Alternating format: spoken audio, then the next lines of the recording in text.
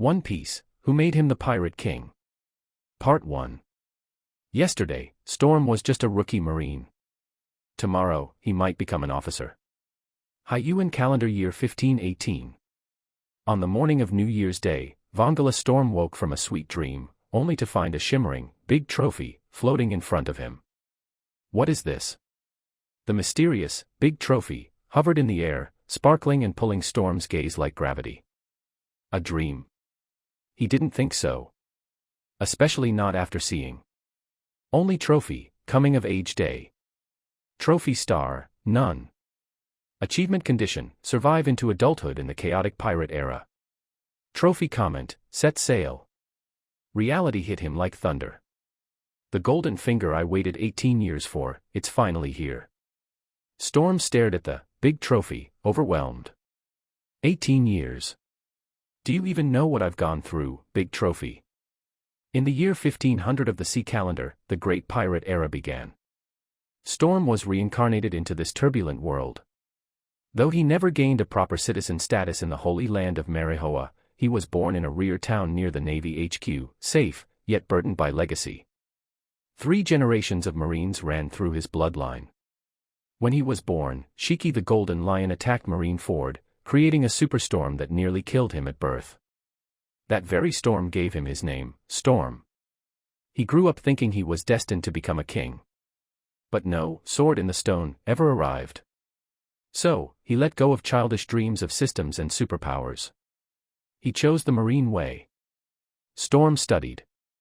Trained. Used a plug-in he secretly developed, 200 times the effort. At 16, he entered the Naval Academy. At 17, he joined the elite training camp and graduated with distinction. Now, at 18, he was on the fast track, skipping ranks to become a headquarters lieutenant. His next goal? Get a powerful devil fruit. Sure, Kaido said, only Haki reigns supreme, but Kaido himself ate the fish fruit, Azure Dragon form, and then used a devil fruit-based move. And the one who beat Kaido? Another devil fruit user, Nika. Even Blackbeard said, devil fruits come with more advantages than flaws. Storm wasn't naive. Devil fruits had hierarchies. Magma, flame. Even within the Logia class, some powers were clearly superior. Storm didn't resent that. In fact, he craved a top-tier fruit. Especially a mythical Zoan. He knew the game's meta better than anyone. After all the suffering, was the big trophy his ultimate reward? He hoped so. With anticipation, Storm focused his mind and explored the big trophy. It revealed 2 core abilities. Make a wish, grant your deepest desire. Add points, use stars to enhance your stats. Only special trophies could do both. How to earn trophies? Fight hard. The stronger the opponent, the better the reward. Storm checked the details on his current trophy. Vongala Storm's big trophy. Physique, 2.5 stars. Haki, not yet unlocked. Comment, this Marine has trained enough to qualify as one of the 100,000 Marines who fought at Marineford. Translation, strong, but not elite. He dove deeper. Physique branch attributes. Strength, 2.5 stars. Speed, 2.5 stars. Endurance, 3 stars. Healthy, whole, and full of potential, Storm muttered. After collecting himself, he returned to the coming-of-age day trophy. I've waited 18 years for this, what's my gift? With a flash of blinding light, the big trophy transformed. Taking the shape of a simple, elegant silver-gray ring. Name, Devil's Ring. Rating, 9 stars. Effect 1, draws limitless energy from natural sources. Effect 2, indestructible due to its ancient make. Effect 3, suppresses, seals, and replicates devil fruit abilities without consuming the fruit. Comment, the devil can't kill me. Storm was stunned. A 9-star item. He could now use devil fruit powers without eating them. No more swimming weakness. No permanent sacrifice. He slipped the ring on. And just like that, the Marine put on his new gear and marched into the new year.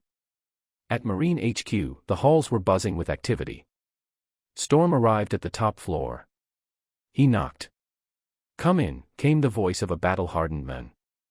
Storm saluted. "Sir." New recruit Vongala Storm, reporting. The man was none other than Blackarm Zephyr, former admiral and current chief instructor. Zephyr handed him a letter. "A personal recommendation. Take it to Kazan next door. Akiji Kazan."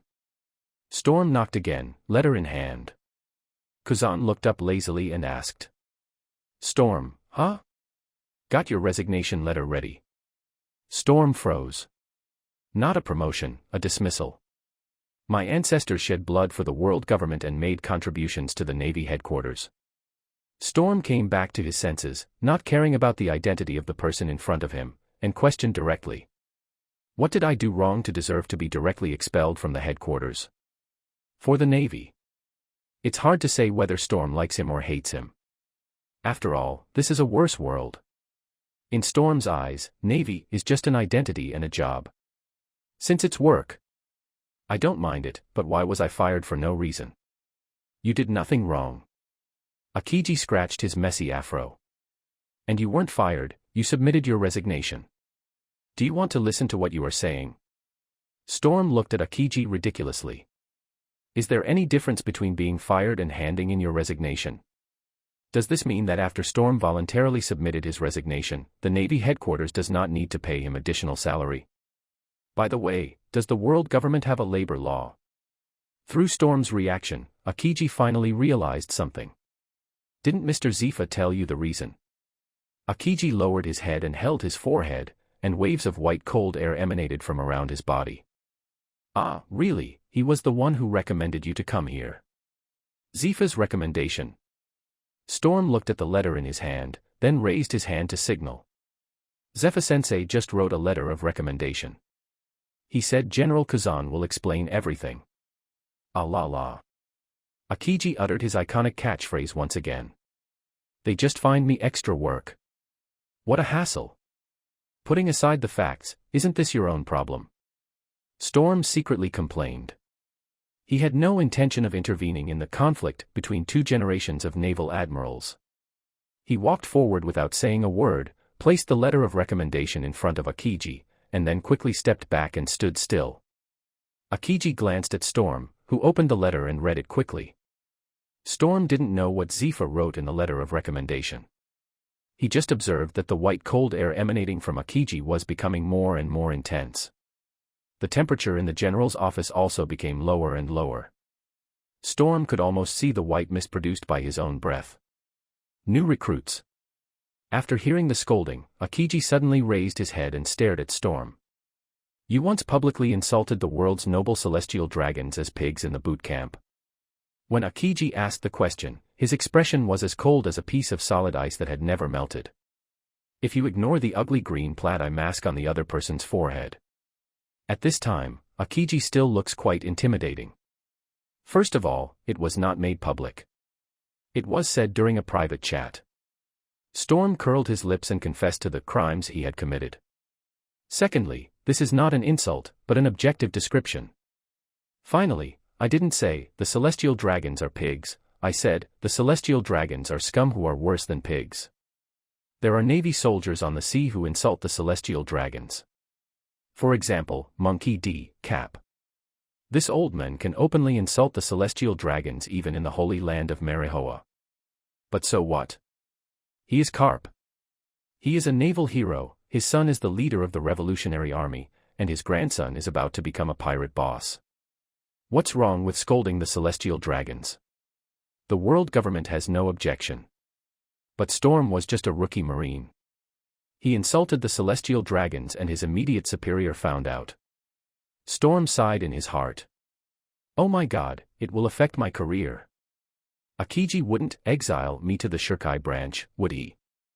If that were the case, then it would really be. That's great. Akiji's expression became more and more serious, and the biting cold seemed to freeze the entire admiral's office. But in the next moment, the spring breeze thawed the ice and snow. Ha ha ha. Akiji burst into loud laughter. New recruit. I now understand why Mr. Zephyr recommended you to join the sword unit. You're so funny. Sword Troop. The Navy Headquarters Secret Special Force, the Blade Force. Storm captured some key information from Akiji's words. He quickly connected all the known information together. Zephyr indicated that he came to Akiji just to recommend him to join the Sword Force. By the way, new recruit, no, Vongala. I'll just call you Storm. Akiji wiped the ice particles from the corners of his eyes and put on a serious expression again. Do you know Sword? Yes, but not much. Storm pretended to be a novice and shook his head. Sword, or the Blade Force. Seeing this, Akiji began to introduce. This is a secret special unit established by the headquarters, and its strategic position is roughly equivalent to the SSG led by Dr. Vegapunk. To put it simply, the members of the Blade Force are the Navy officers who have submitted their resignations. The mission of the Blade Force is to fight against pirates, including all pirates including the Pirate Emperor. Other than that, the Blade troops don't need to follow any orders.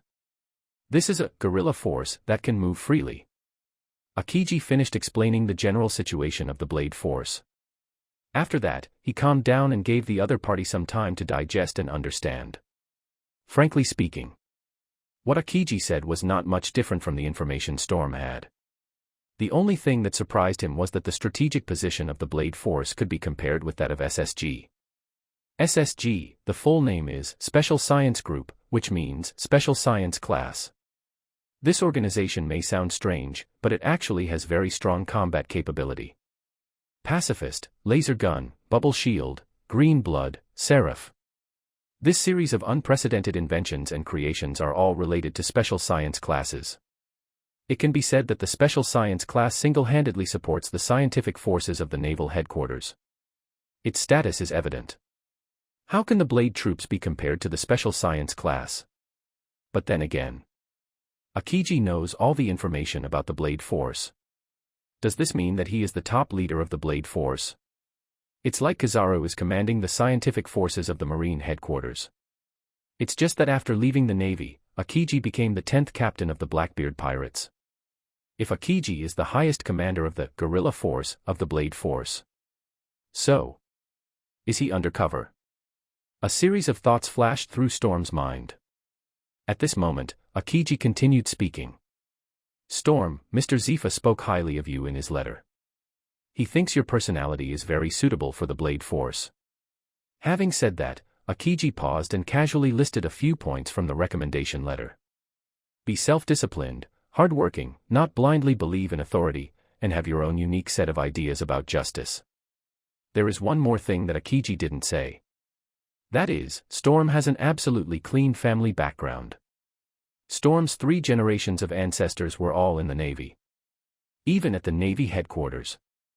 There are not many Marines with the rank of Navy Seagull who are as talented and capable as Storm. The Blade Force is a classified special force.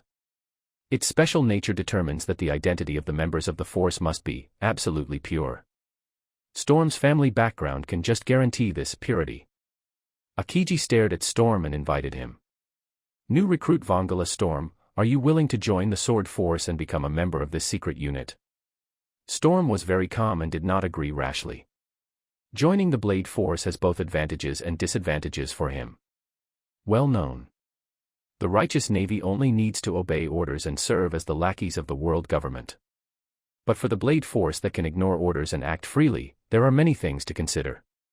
Before answering the question, after a moment of silence, Storm asked, I still have a few questions that need to be answered. Akiji nodded and agreed. Just ask. Storm asked first. The Blade Force is a confidential special force. How high is its confidentiality level? Akiji responded simply. In the Navy, only the marshals and admirals are qualified to know the full list of members of the Blade Force. Storm demanded. What about the world government? Government. Akiji showed a rather subtle expression. The government will not know about the existence of the Blade Force. Ah. Real or fake? Storm was extremely surprised. Is the independence of the Blade Force so high? Even the world government doesn't know about the existence of the Blade. At present, the information is seriously insufficient, and Storm can only choose to temporarily believe Akiji's words. He quickly asked a third question. Since the Blade Force can launch an attack on the Pirate Emperor, what about the 7 warlords of the sea? Generally speaking. Without permission from the highest level, the 5 elders. Even the Navy headquarters cannot easily stir up conflict with the Pirate Emperor. Even minor frictions could lead to larger-scale wars. But the Blade troops can directly attack the 4 emperors. This is the special feature of the Blade Force. That being the case, the 7 warlords of the sea are official pirates, who have been stamped with the seal of the world government. Is it also within the attack range of the Blade Force? Akiji looked at Storm deeply. As an admiral, how could Akiji not know the harm that the 7 warlords of the sea system caused to the Navy and justice? But that is the policy of the world government after all. A special policy implemented to stabilize the order of the sea and divide the pirate camps. The Navy headquarters has no right to comment. But the Blade troops? Akiji nodded slowly. Can.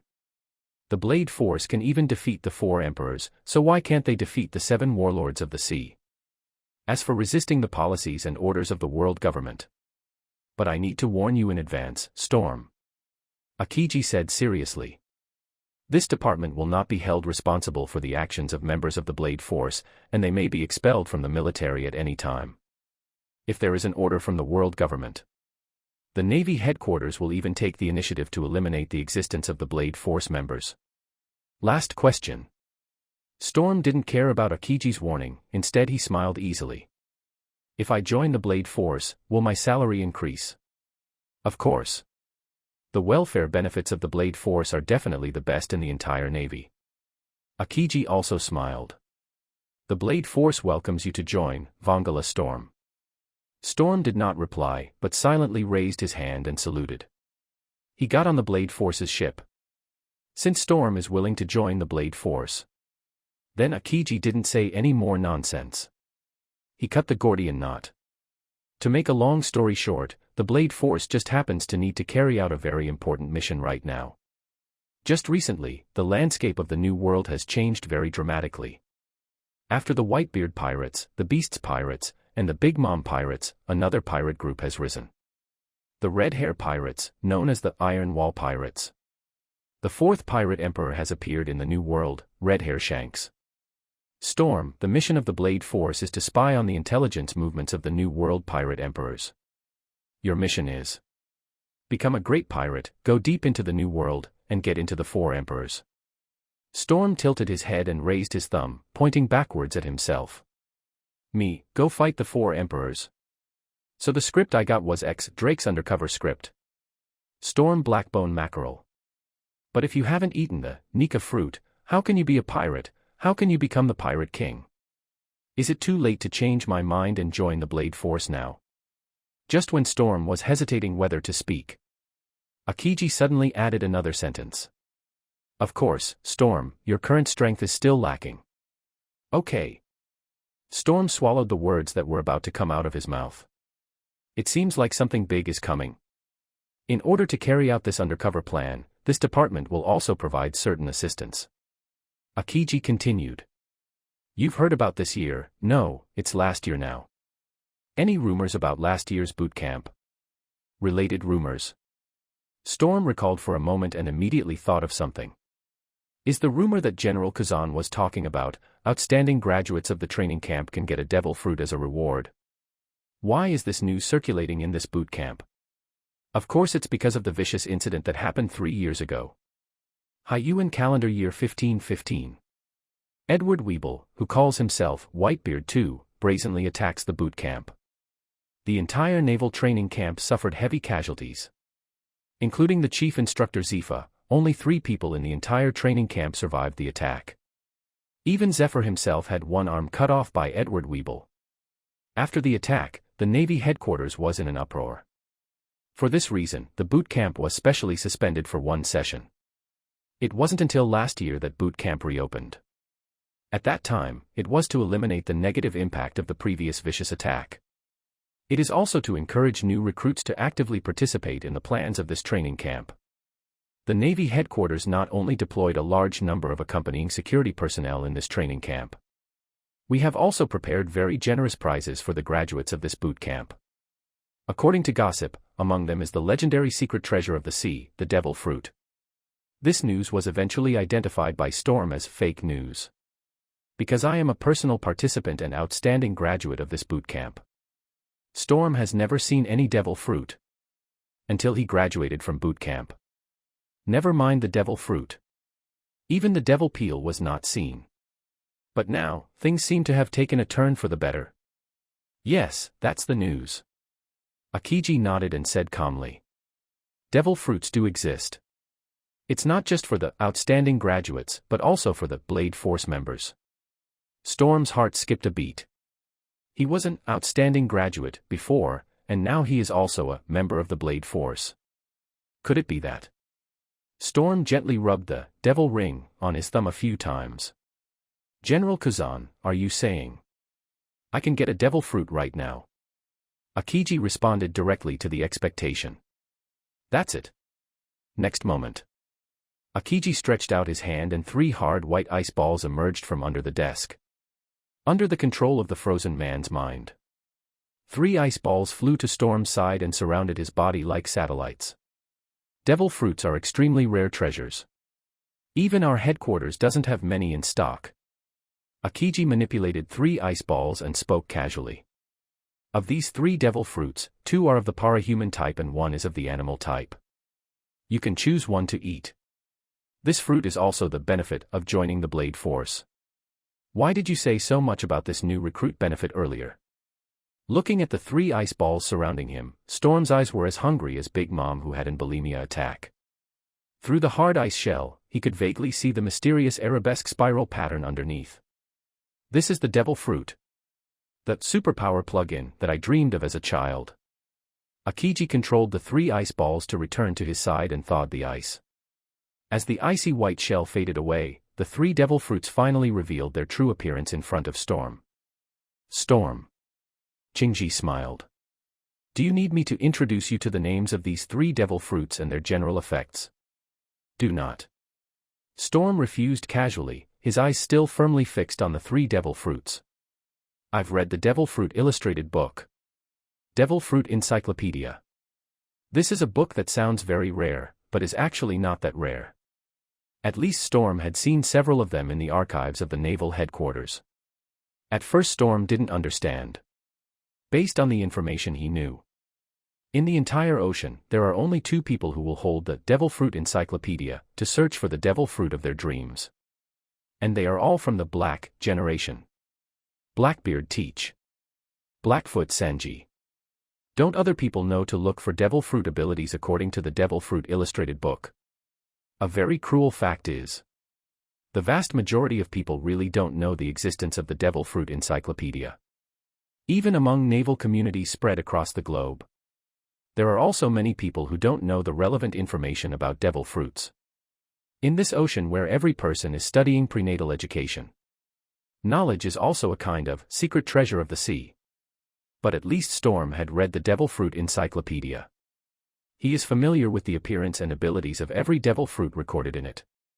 After all, he also has a lot of dream fruits. Like the Thunder Fruit, Surgery Fruit, Flash Fruit, Blue Dragon Fruit, and so on. But what makes people feel very regretful is that all these devil fruits now have owners. The 3 devil fruits that Akiji took out at this time were not the ideal fruits in Storm's mind. But this did not prevent him from recognizing their real names at a glance. The one on the left was the Paradox-type whip fruit. The one on the right is the Parahuman clay fruit. The one in the middle is Animal Series Dragon fruit, ancient species Allosaurus form. If Storm remembered correctly, the power of these 3 devil fruits will appear on the members of the Blade Force in the future. Storm looked at the rough-skinned, dark green Allosaurus fruit that Akiji had placed right in the middle. He couldn't help but think of X Drake again. If Storm had chosen the Allosaurus fruit at this time, could it be that he has also accepted X Drake's mission to go undercover in the Beast's pirates? Pity. Storm is not opposed to devil fruits. But he also has very serious stereotypes. For example, the infamous. Even dogs won't eat the flame fruit. There are too many people playing with fire on the sea. Fire-type abilities are as rampant as the slaves in the Sabaody archipelago. As the real owner of the Flame fruit, he can't even play with fire better than others. No wonder he quit the group. But when it comes to the Flame fruit, not even a dog would eat it.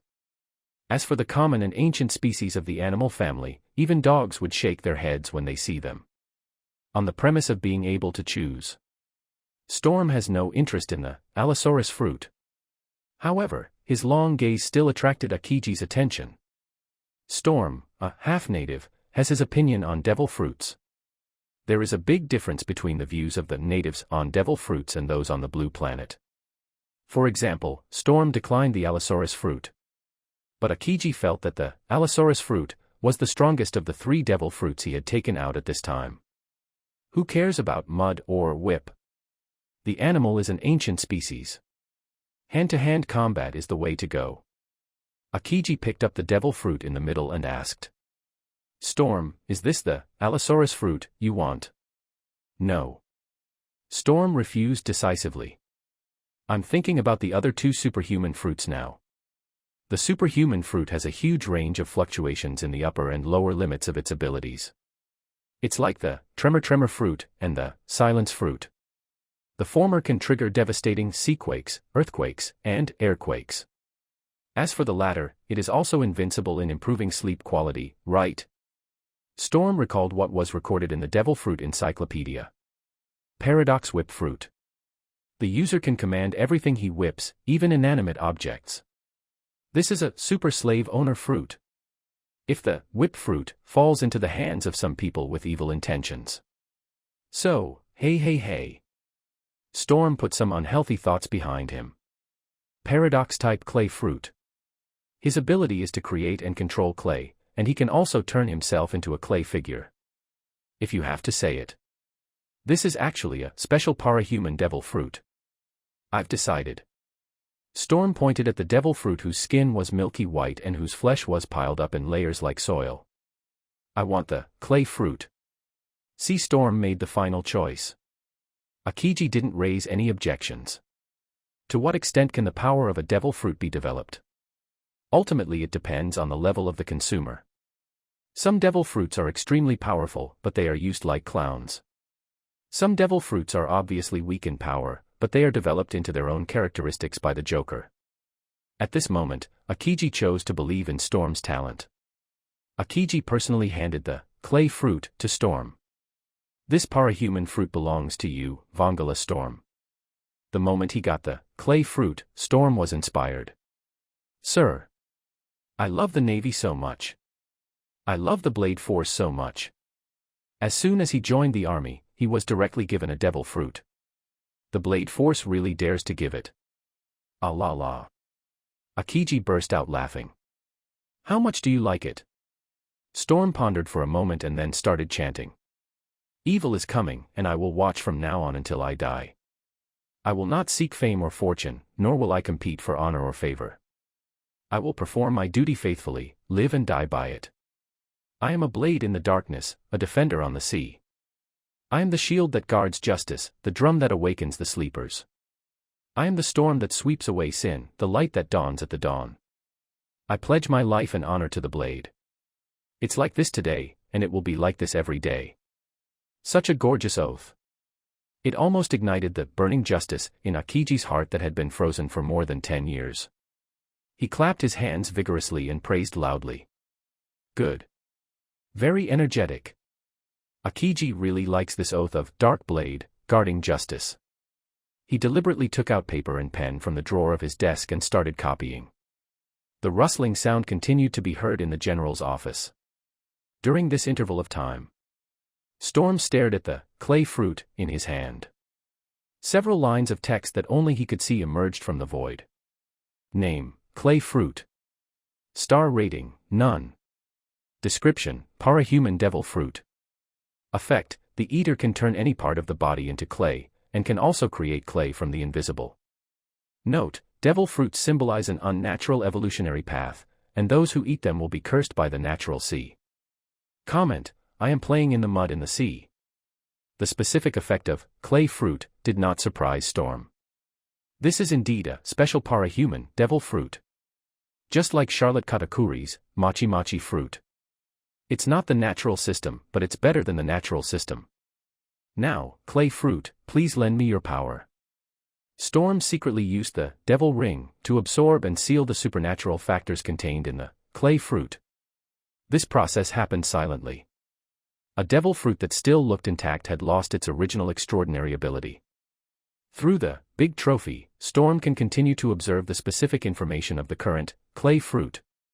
Name: the clay fruit that lost its power. Star rating: none. Description: a devil fruit that looks weird and tastes disgusting. Effect: nothing but unpalatable food. Comment: shit. The side effects are gone. It has completely become an empty shell. Storm holds up the clay fruit.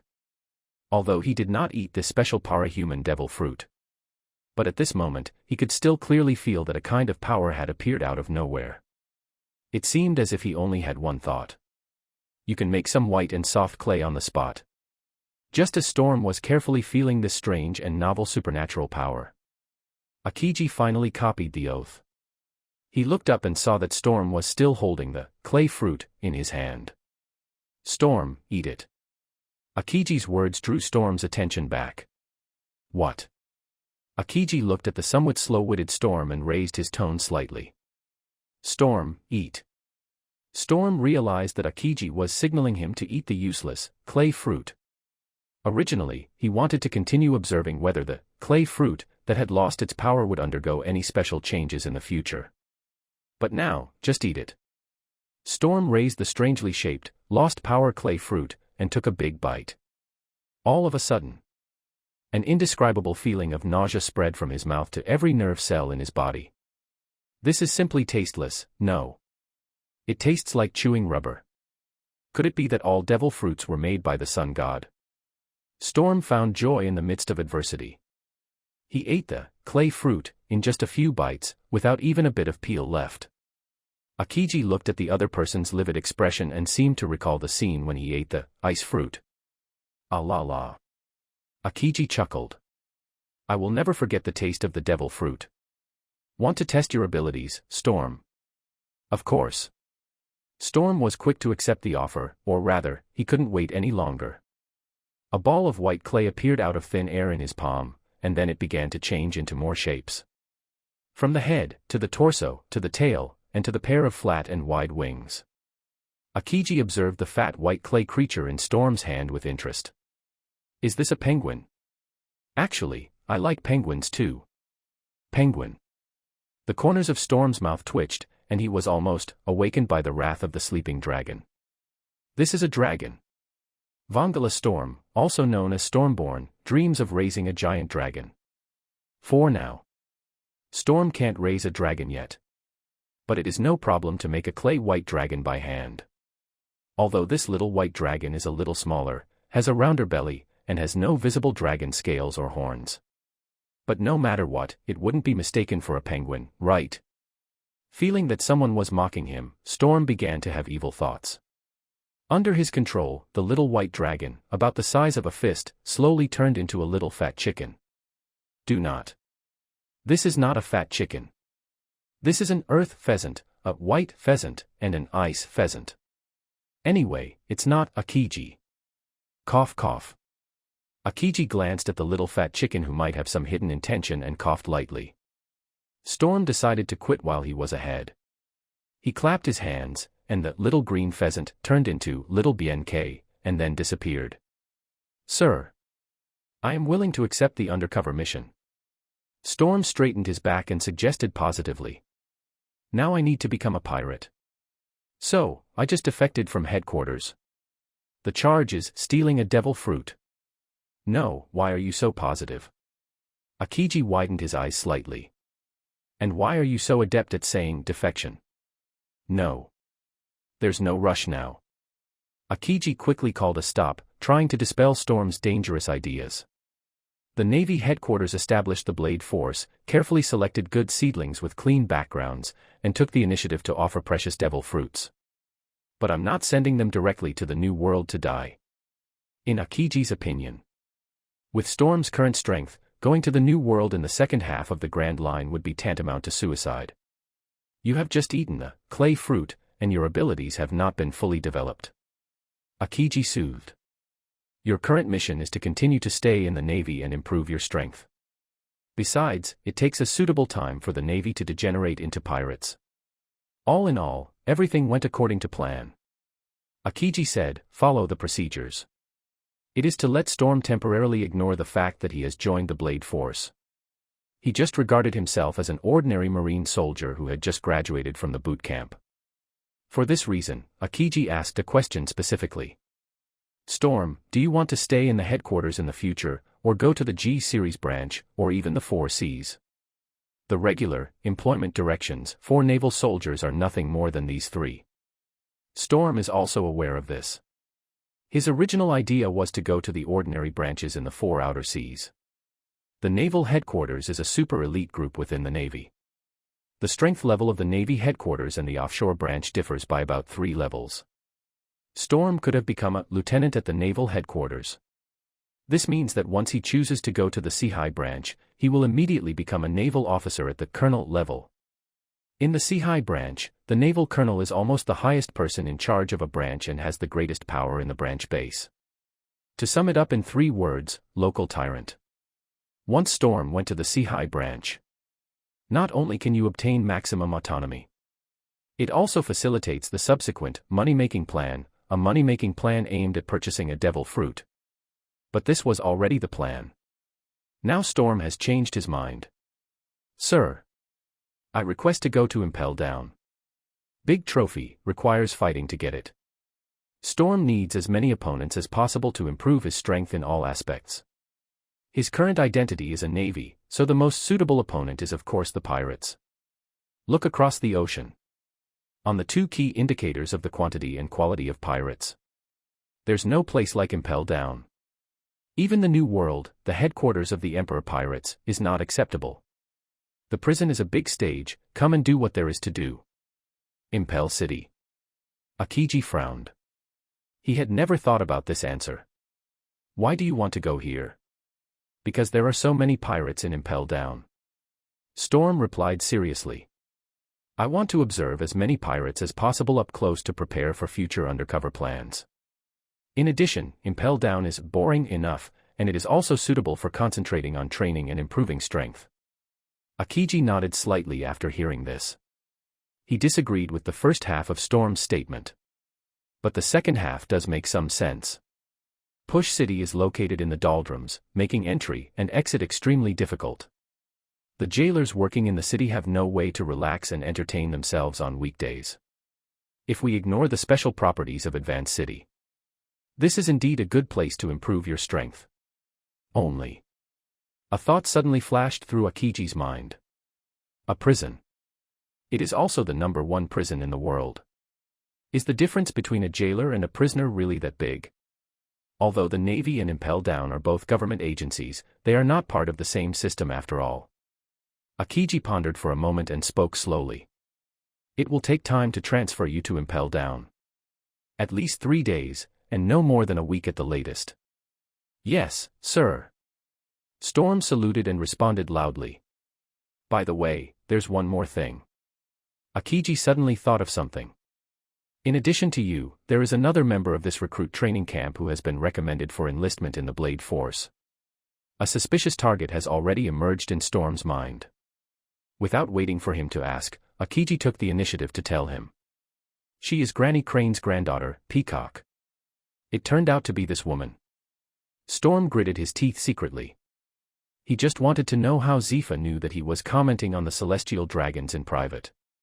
It turned out that there was a little bird secretly telling tales behind the scenes. If I had known that, I wouldn't have counted the stars and watched the moon with that woman Peacock that night. Akiji was about to say something, probably something like asking Storm and Peacock to get along well. But at this moment, just listen to a loud boom. The door to the general's office was violently kicked open from the outside. Storm couldn't even see the figure clearly. A loud roar sounded in the general's office. Asshole! Storm looked closely. I saw a gray-haired old man grabbing Akiji's collar with one hand and spraying him violently. My grandson said he wanted to become a pirate again. I will never allow that. This style, this tone, this look. Storm immediately recognized the other person's identity. Isn't this the famous Garp, the Garp cannon? Vice Admiral Garp, can you perform that again? That's the one. Just stop me, Sengoku. Otherwise, I will kill Sakazuki. A little drama was playing out in Storm's mind, with his eyes apparently following his nose and his nose following his heart. Akiji frowned, and his face was shiny, and it was unclear whether it was sweat or saliva. I've heard this hundreds of times. Akiji responded rather irritably. Who cares about your grandson? While talking, Akiji waved at Storm. The latter understood what he meant and left the general's office without saying a word. Akiji and Garp's quarrel continues. But Storm is far away from the battlefield. This year is the 1518th year of the Hyuan calendar. The grandson that Garp is talking about who is going to become a pirate must be Porges d'Ace. Storm walked on the top floor corridor of the headquarters building, with a lot of thoughts in his mind. There is still 1 year before the Burning Man goes out to sea. It will be 4 years before the sun god sets out to sea. The old era is gone, the old order is replaced by the new order, the sun god awakens, and a huge war splits the sea in two. Time really doesn't wait for us. A few minutes later, Storm went from the Admiral's office on the top floor to the Navy Finance Department below. His purpose was simple and clear, to get his salary. The Navy is like this. If pirates want to make money, all they have to do is commit crimes, burn, kill, rob, and stir up trouble on the sea. But the Navy can only wait obediently for the world government to pay their salaries. The Navy implements an annual salary system. A new Marine who has just joined the Army can earn the following amount every year. 2 million Baileys. This does not include other aspects, such as subsidies and bonuses for uniforms, meals, etc. From this point of view, the welfare benefits of the Navy are quite good. It didn't take long. Storm received his salary from the finance department. 200 brand new 10,000 yuan bills. Storm casually put the 2 million Baileys into his pocket. He turned and left the finance department and then went to the logistics equipment department. Isn't the purpose of paying wages to spend them? The salary is in place, and you can buy equipment immediately. Logistics Equipment Department. The person in charge of receiving Storm was a muscular, unshaven middle-aged Navy man. He looked at Storm's Marine uniform, then his eyes swept over the latter's bulging pockets. New recruits. Rare. What weapons and equipment do you want? I want to customize 2 weapons, a long knife and a sling stick. Storm has Bailey in his pocket, so he speaks with confidence. However, I have additional requirements for the material of the baton. I want to customize a seastone baton. Storm has not yet awakened, Hockey. He came here specifically to customize a seastone weapon, just in case. A seastone baton, used to attack people with special abilities. Every hit will definitely cause real damage, and every hit will result in a critical hit. As for the long sword, Storm is only a mortal after all. He doesn't have Big Mom's innate, monstrous steel balloon talent. Storm can box. But he also uses a knife. Storm's original goal was to buy a good knife that met his needs from the equipment department. It would be even better if there was a famous sword of the same level as Liang Kaidao. Generally speaking, the market value of a good and sharp sword is around 1 million Baileys. Storm could still afford this price. However, a good and sharp sword is often in short supply. There are more people using knives on the sea than playing with fire. There are also countless swordsmen and even sword masters in the Navy. It is difficult for a truly famous sword to enter the market. Seastone. That's insightful. The middle-aged Marine gave a thumbs up and praised. I remember the last person who came to the equipment department specifically to order seastone weapons was the Kid Smoker. The equipment department has seastone in stock, but the seastone baton you mentioned is not available yet. If you want to customize a weapon like this, you may have to wait a day or 2. Can. Storm nodded. He could afford to wait for a day or 2. Where's the long sword? Swords. The middle-aged Marine stroked his stubble and glanced at the recruit's pocket. Speaking of which, the equipment department just received a batch of wine iron ore recently. This is a very rare and special mineral, and it can be ignited just like alcohol. Weapons made from wine iron ore can burn. Burning sword. Flaming sword. Storm subconsciously thought of the flame fruit. Now even swords can play with fire.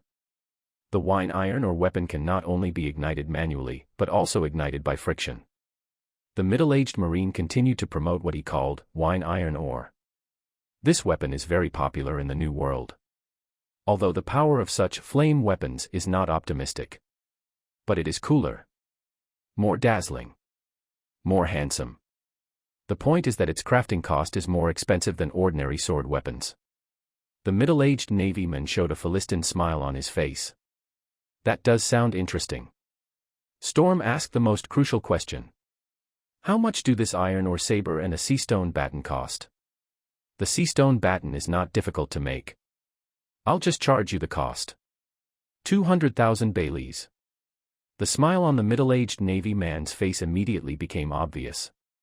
But the iron ore saber costs 800,000 Baileys. Although it's not a famous sword, this price is definitely worth it.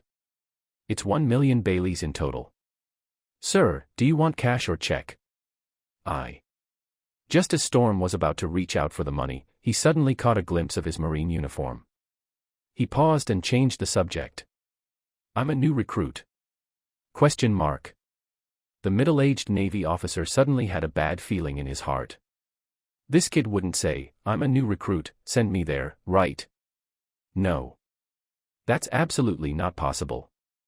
Don't even mention that you are a new recruit, even if you have new recruits. Sir. Storm smiled brightly. I'm a new soldier. Cut me with a knife. I just want to chop you with a knife now. The middle-aged Marine clenched his fists instantly. The head of the logistics and equipment department is quite nice.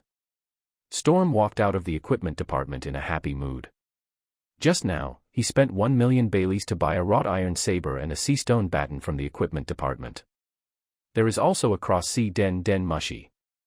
And a permanent pointer of the Navy headquarters. The latter two were small free gifts from the hospitable equipment department. Not worth mentioning. Storm left the Navy headquarters building with brisk steps and then came to the headquarters training ground. The 200 times effort hook requires a lot of effort and sweat to activate. You can't just cheat by saying it casually. In the past year, Storm had been training like crazy in the boot camp, and had learned a lot of skills during that time, including the 6 styles, swordsmanship, spearmanship, and so on.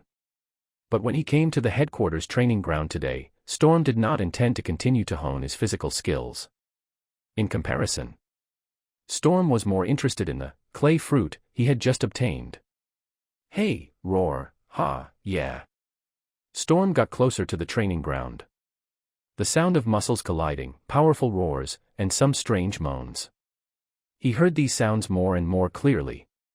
But just when Storm stepped into the training ground, a rather unpleasant word floated over on the wind.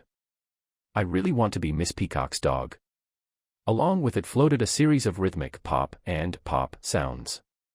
The sound sounded just like a whip hitting the body. Do not. Not like, but actually. Storm stopped and looked. It was in an open space not far from him. A tall, blonde, blue-eyed young girl was whipping a Marine mercilessly. Storm raised his eyebrows slightly.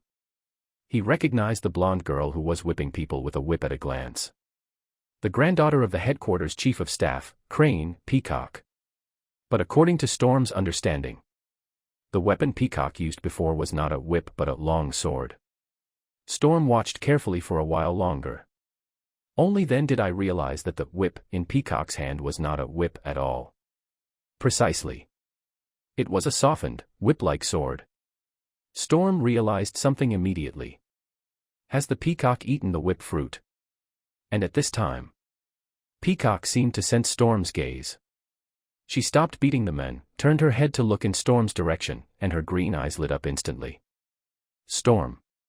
Peacock raised the whip in her hand, and her eager expression seemed like a female animal about to catch her prey. Come here quickly. Putting aside the fact that the two of them once counted stars and admired the moon together. Storm and Peacock were among the best performing Marines in last year's boot camp. The two often sparred and fought. Storm knows the depths of Peacock. Peacock knows Storm's strengths and weaknesses. The relationship is mature. At this time, Peacock once again took the initiative to invite someone to fight. Storm, who originally wanted to test the specific effects of the Devil's Ring, certainly would not refuse the other party's invitation. However, Storm just took a step forward. The Peacock, who was waiting impatiently, stretched out her two long, straight, snow-white legs and ran straight towards the former. Her speed was so fast that ordinary people could not react in time. It was 6 styles of shaving. Storm. Peacock raised the whip in his hand, and the figure of the man in front of him was clearly reflected in his green eyes. Let me teach you a lesson. Peacock swung his right arm forward heavily, and the whip broke through the air and went straight for Storm. Woo! The soft sword shaped like a long whip whistled and tore through the air, making a sharp sound that frightened the people watching the battle around. Faced with this sudden attack, Storm seemed to be frightened. He stood there, motionless. But the color of his skin had turned into a smooth white color like clay at some point. No dodging, no defense. Peacock's whip hit Storm accurately. But it was like drawing a puddle of mud. The dull sound echoed around. Puff. What? Peacock's pupils shrank a little in an instant. As she was closest to him, she could clearly see that Storm's left arm was almost cut off by the whip. But what's quite strange is that what gushed out from the wound caused by the long whip was not bright red blood, but white clay. A steady stream of white clay gushed out from Storm's wound like a gurgling fountain. This spring-like white clay continued to flow through Storm's body, causing his body to grow taller and larger as a result. A few breaths. Storm's height exceeded 6 meters, as if he had turned into a giant. Next moment, Storm's right hand swept across his chin, and a crescent-shaped white beard curved upward took shape. Clay fruit. Times. Figure fruit. Square root. After the transformation, Storm let out a strange and low laugh. Goo la la la. Without waiting for the Peacock to react, the headquarters elites, who were watching the battle nearby, were the first to burst into ghostly howls. Whitebeard. The strongest man in the world. Whitebeard has attacked the Marine headquarters. Whitebeard has breached the Marine headquarters. Whitebeard has reached the Red Earth continent. Whitebeard destroyed the world government. The howling of fear and horror echoed one after another in the headquarters training ground, and quickly spread to the outside world. Witnessing the appearance of Whitebeard, and being disturbed by the ear-piercing magic sound from the onlookers, Peacock was a little frightened.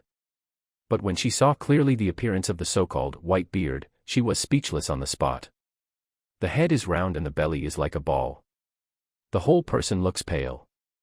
To put it bluntly, it looks just like a low-quality clay doll produced in some unskilled workshop. Except for that white crescent beard. How could this white beard in front of Peacock have any of the domineering and style of the strongest men in the world? This white beard, is it Storm playing tricks? Peacock inherited Vice Admiral Crane's good brain and made an instant assessment of the situation. This ability should be the clay fruit that General Kazan mentioned before. Storm had no time to care about the reactions of the surrounding Navy officers. At this time, all his energy was focused on controlling Whitebeard. As early as when he made the clay white dragon, Storm had already realized the problem. Devil Ring can help him use the power of the devil fruit without consumption. But there is no way to immediately improve his devil fruit development level. The 9-star Devil Ring does not represent the 9-star level of devil fruit development. The Grand Trophy had already shown Storm's level of development of the clay fruit. Devil Fruit Clay Fruit.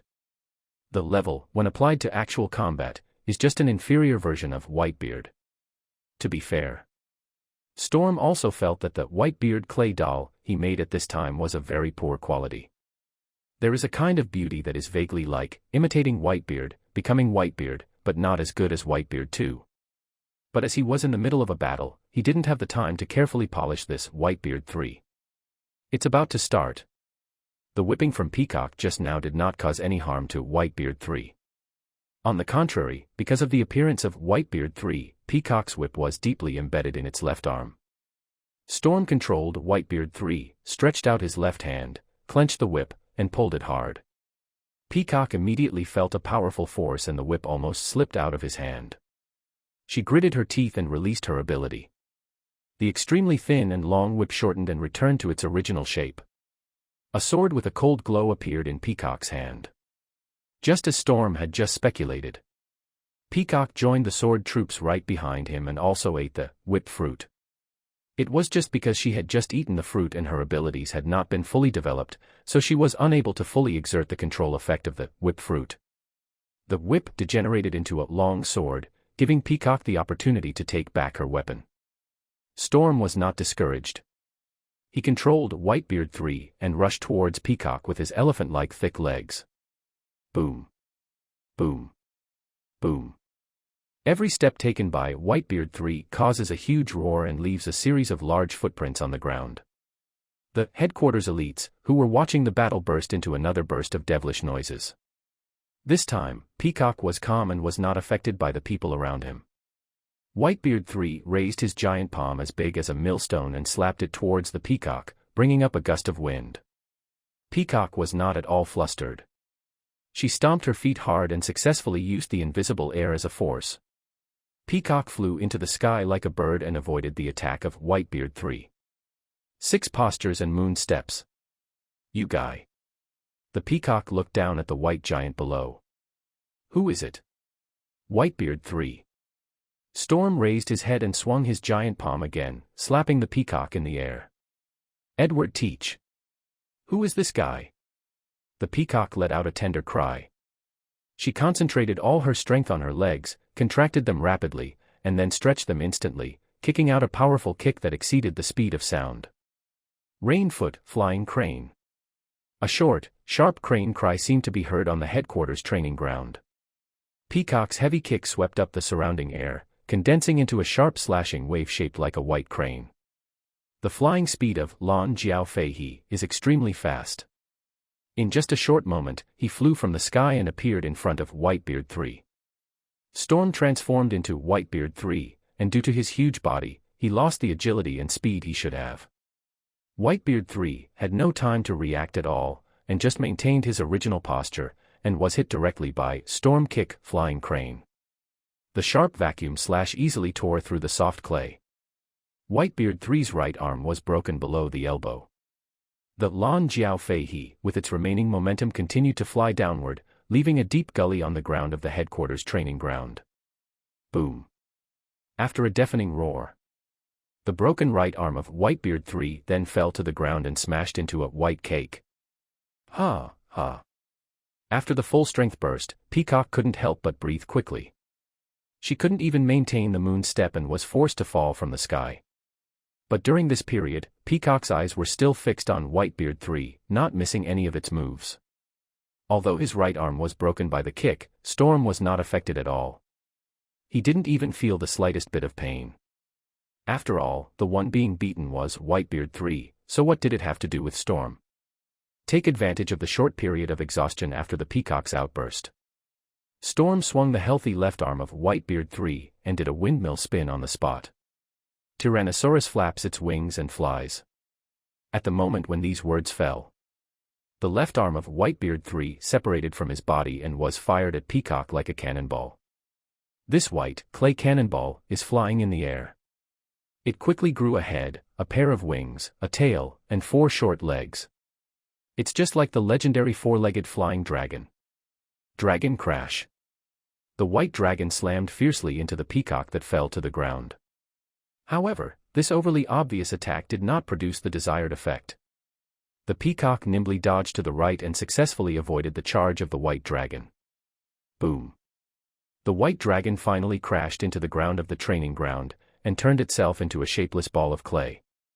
Peacock listened to the death wail coming from behind, with the corners of his mouth slightly raised. But that's it. A rapid sound of breaking through the air came from behind her. That white dragon just now, could it be Storm? Faintly sensing the approaching danger, Peacock turned around subconsciously, and immediately caught a glimpse of a fist out of the corner of her eye. A human fist that keeps getting bigger. Deliberate punch. Storm appeared behind Peacock without anyone noticing. He raised his sandbag-sized fist and punched Peacock's lower abdomen mercilessly. The Peacock who was still feeling smug the last second. The next second, he was hit in the lower abdomen by Storm. The flamboyant Peacock immediately turned into a curled-up prawn. Peacock was hit in the lower abdomen and immediately retreated backwards. And at the end of her flight route is Whitebeard 3, who is still standing. Boom. The Peacock crashed directly into the body of Whitebeard 3 like a bird walking into a trap. She tried to resist, but the severe pain in her abdomen made her unable to move for a while. What's even worse is, Whitebeard 3 was like a human-shaped cage, trapping her inside. The more the Peacock struggled, the greater the pressure from the surrounding clay. In the end, she had no choice but to admit defeat. You win. Storm had just received Peacock's surrender signal.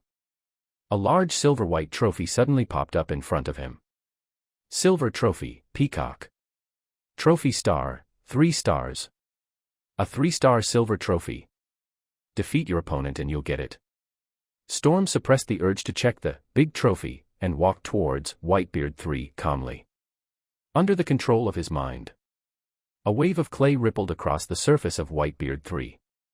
Next moment, the Peacock was vomited out and fell to the ground helplessly. Storm. Peacock kept gasping for breath, and she was about to say something to Storm in front of her. A loud shout from a distance interrupted her words. Whitebeard 2. It's too late, but it's soon. A burly figure appeared beside Storm and Peacock as if in a flash. The heavy and huge mechanical arm crusher mounted on his right arm bombarded Whitebeard 3 mercilessly. Bang. Whitebeard 3's head was hit hard and exploded like a firework. At this moment, Zifa, who was swinging his fist, was stunned. He claimed that he never kills admirals and had never killed a pirate in his life. But why is this Whitebeard 2 in front of him so weak? At this moment, Storm was also stunned. He turned around and immediately saw Zifa next to him. There is also a row of big guys not far away. The one watching the battle at the sidelines was Marshal of the Headquarters, Sengoku. The Headquarters General, Akiji. The Headquarters General, Kizaru. Navy Hero, Cap. There are also countless lieutenant generals such as Gion and Tsuru. Storm couldn't help but hold his breath. What is the Navy All-Star lineup? With this combat power configuration, can they withstand the 4 emperors if they come? Storm. And Peacock. Zifa's face was so dark that it looked like it was coated with a layer of armed color domineering. What the hell are you doing? Why is everyone shouting that Whitebeard is coming? Storm was about to explain. Peacock, who had already stood up, patted him on the shoulder and introduced him, grandly. The world's strongest pirate is right here. Teacher Zephyr, this is Whitebeard 3. Edward Teach. A group of naval leaders reacted immediately. The so-called Whitebeard attack the Marine headquarters was just a misunderstanding. But among this group of wise people, there was one who got it very well, and his reaction was so refreshing and unworldly. Whitebeard 3. Garp's eyes widened in shock and his jaw nearly hit the ground. That Newgate guy actually has a grandson too. Zephyr. You killed Newgate's grandson. As soon as these words came out, Sengoku covered his face, Akiji held his forehead, and Kizaru twisted his mouth. Even the mature and steady Crane couldn't help but sigh. Storm glanced secretly at Zifa next to him. Just now, Zifa's face was as dark as if he was entangled in armament color. Now it looks like dominant color entanglement, red in black and purple in red. Without waiting for Zifa to respond. During the Warring States period, a strongman locked up the men. The marshal hooked his arm around the lieutenant general's neck, pressed his strong biceps against the latter's throat, and manually muted it. Zhangguo, stop me, grandson dash. Sengoku locked up Garp and left, and other Navy leaders also left. The Navy headquarters has a lot of affairs to deal with. If it weren't for the fact that the news of Whitebeard appeared at the Navy headquarters was too shocking. So many naval bigwigs would not gather at the headquarters training ground at once.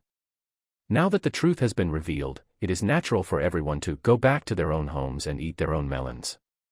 The only boss from the headquarters who still stayed at the training ground was Zephyr, who was currently holding an idle position.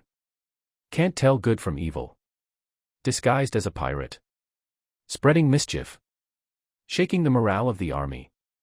Zifa had a stern face and kept scolding like a string of cannonballs. How could you pretend to be Whitebeard in front of so many of your fellow naval colleagues? Storm, you are simply lawless.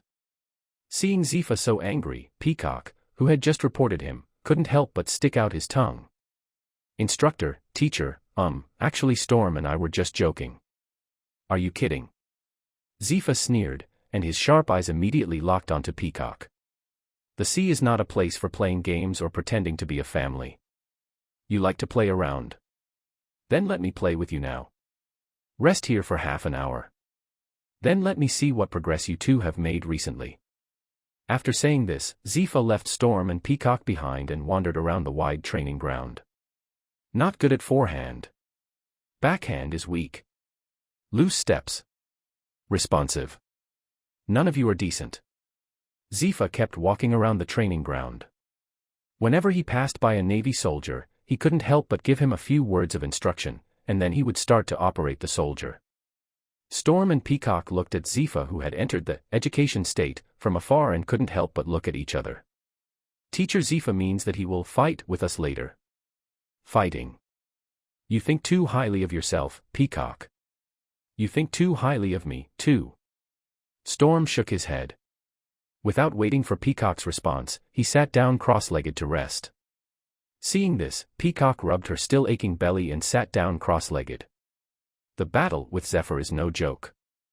Storm immersed his mind in the big trophy, and silently called out the silver trophy he had just won. Ordinary star trophies can be used to make wishes or to add points, you can choose either one. Silver trophy, 3-star trophy. This means that Storm can use this trophy to upgrade any of his attributes or abilities to 3 stars. If it is used to make a wish, Storm can also obtain a 3-star ability or item through this silver trophy. The first time I officially received the trophy, plus the battle that will take place later. Storm thought for a moment and decided to use the silver trophy to improve his abilities. In addition to the 2 basic attributes of physique and domineering, Storm has several other abilities with star ratings. Shaving, 3 stars. Iron block, 2.5 stars. Paper drawing, 2.5 stars. Moon step, 2 stars. Lan Jiao, 2 stars. Finger gun, 1.5 stars. Swordsmanship, 1.5 stars. Spearmanship, 1 star. Musket shooting, swordsmanship, 6 styles. These are skills Storm learned in the Naval Academy and Boot Camp. In addition, there is the newly obtained Clay Fruit, half-star. Storm rubbed the Devil's Ring on his thumb. He has already decided which ability should be improved. My strength is all due to hard work, big trophy, plus points. Storm smashed the silver trophy directly on the Clay Fruit. Under his gaze, the stars behind the Clay Fruit began to fluctuate. Clay Fruit, 3 stars. Is this the end? Storm closed his eyes and took it in. But he didn't have any feeling of knowledge bursting out or enlightenment at all. Ah, this. Storm opened his eyes in disbelief. He raised his right hand and released his ability. A ball of white clay gushed out from his palm. Just at this moment, Storm seemed to be assisted by God, and endless inspiration burst out of his mind. Under his control, the lump of white clay changed rapidly, as if it had suddenly come alive. The majestic dragon head, the well-arranged dragon scales, the majestic dragon wings, the flexible dragon tail. A lifelike and vivid mini Blue Eyes white dragon stood proudly in Storm's palm. If the previous Whitebeard 3 was just a low-quality clay doll produced in a handicraft workshop, then the Blue Eyes white dragon, at this time, is an exquisite clay figure specially designed and created by the International Illusion Society. Storm's inspiration is full, so full that it's about to overflow. However, is this what you call Whitebeard? Zephyr swung his left fist and easily smashed a giant clay doll of Whitebeard 3. So this is called by 3. The robotic arm crusher swept across the area, and another clay doll of Whitebeard 3 was completely blown up. And Edward Teach. Zifa used the crusher on his right arm to hit the ground hard, and the clay-covered earth cracked into pieces. Several clay dolls of Whitebeard III surrounding his body flew into the air. Zifa swung his left fist towards the sky, an invisible armament domineering exuded from his body, forming a strong storm. The clay dolls flying in the sky kept spinning in the storm, as fragile as rag dolls, and were completely destroyed. Storm. Zifa stomped his feet heavily on the ground and flew towards Storm. You rely too much on your devil fruit powers. Boom. Zephyr swung his huge and heavy mechanical arm crusher and smashed the Storm in front of him into pieces. The clay-covered ground began to ripple. In the open space not far away, the white clay gathered together and took on a human form, and a disheveled Storm appeared. Hu-Chi! Hu-Chi! Storm supported his knees with his hands, his chest heaving violently. Right at his feet was the peacock, who had already lost his strength and consciousness. The gap between Storm and Zephyr is like a chasm. This is totally beyond the ability of a 3-star, clay fruit, to make up for. Even if Storm used the Devil's Ring to increase the output firepower of the clay fruit to the maximum, this can't do anything to Zifa. In contrast, Storm could only keep fleeing from Zifa's attacks. The reason he was able to hold on until now was entirely due to the ability of the clay fruit to turn himself into clay. Rao is so. Battle till now. Storm was badly wounded. But Zifa was unharmed. I'm sorry, Mr. Zephyr, I couldn't let you use your full strength. Storm panted for a long time but waited for Zifa's next attack. His eyes were fixed on Zifa, but the other party just stood there. Teacher Zifa. Let's stop here for today's battle. Zifa looked at the horizon. It was dusk. His lesson lasted almost a whole day. Storm, you are very talented in developing devil fruits. Based on the level you just showed, there are probably not many pirates in the Paradise stage who can be your opponent. Storm's performance just now made Zifa subconsciously think of someone. The Charlotte family's greatest masterpiece, Charlotte Katakuri. Storm's clay fruit is a special parahuman type. Katakuri's Machi Machi fruit is also a special parahuman type. Zephyr hesitated for a moment, but ultimately decided not to use Charlotte Katakuri's example to inspire Storm. Although in his opinion, the pirate Charlotte Katakuri seemed pretty good among the scum. Storm, don't let your talent go to waste. Zifa cleared his mind and spoke in a deep voice. But don't forget one thing. On this ocean, only the physical strength is the foundation. Storm straightened his back and answered loudly. Yes. Mr. Zephyr. A look of relief flashed across Zifa's face. He finished his last class, turned around and waved. Vongala Storm, next time we meet, don't expect me to show mercy, ahem. Storm saw Zifa's back swaying. But the other party still walked towards the sunset with determination. Storm lowered his head and looked at the peacock at his feet. A sharp blade in the darkness. The first day after obtaining the clay fruit, Storm fought with Zephyr for nearly a whole day, allowing the practical level of the clay fruit to catch up with the 3-star data. The second day after obtaining the clay fruit, Storm trained himself. He created flowers, plants, trees, wolves, insects, tigers, leopards, rare birds and beasts, and pirates and navy. The third day after obtaining the clay fruit, Storm wants to pinch Dalei. Unfortunately, the transfer order from headquarters was suddenly issued. Storm had no choice but to give up exploring the origin of life. He went to the headquarters building, got his transfer order, and took away his custom-made weapons. Followed by Storm rushed to the headquarters dock again, boarded the prison battleship, rode the triangular current, and entered the world government's exclusive route. The terminal station, the Doldrums. Impel the city. Passing through the majestic gate of justice is the calm belt. The sky was dark and gloomy, and the prison warship stopped in front of the neat and orderly fortress complex. We have arrived at Impel Down. The battleship was moored at the pier. The people on board, both Navy and prisoners, were transferred down in an orderly manner. The highest-ranking officer in charge of this prisoner escort mission was Vice Admiral Flying Squirrel of the Navy headquarters. Storm followed the Flying Squirrel and moved towards the gate of Push City. A figure stood silently at the gate of the city. He looked like a combination of a pharaoh and a demon, ugly and terrifying. When Storm and the flying squirrel got closer, the figure finally spoke. "Welcome to," Hannibal said calmly, "my Impel Down." The flying squirrel wanted to shake hands and say hello. After hearing this, his movements couldn't help but pause. "If I remember correctly, isn't Magellan the director of Impel Down? Who is this big guy with a small belly who looks like a ghost?" Without waiting for the flying squirrel to ask questions, Hannibal quickly grabbed the flying squirrel's right paw and shook it rapidly. "Ah. Sorry. I just said the wrong thing. To say, my prison is a bit overbearing. I am the warden of Impel Down, Hannibal. Please give me your guidance." The flying squirrel's eye twitched and he responded coldly. "Flying squirrel. I've heard that this is Vongala Storm, right?"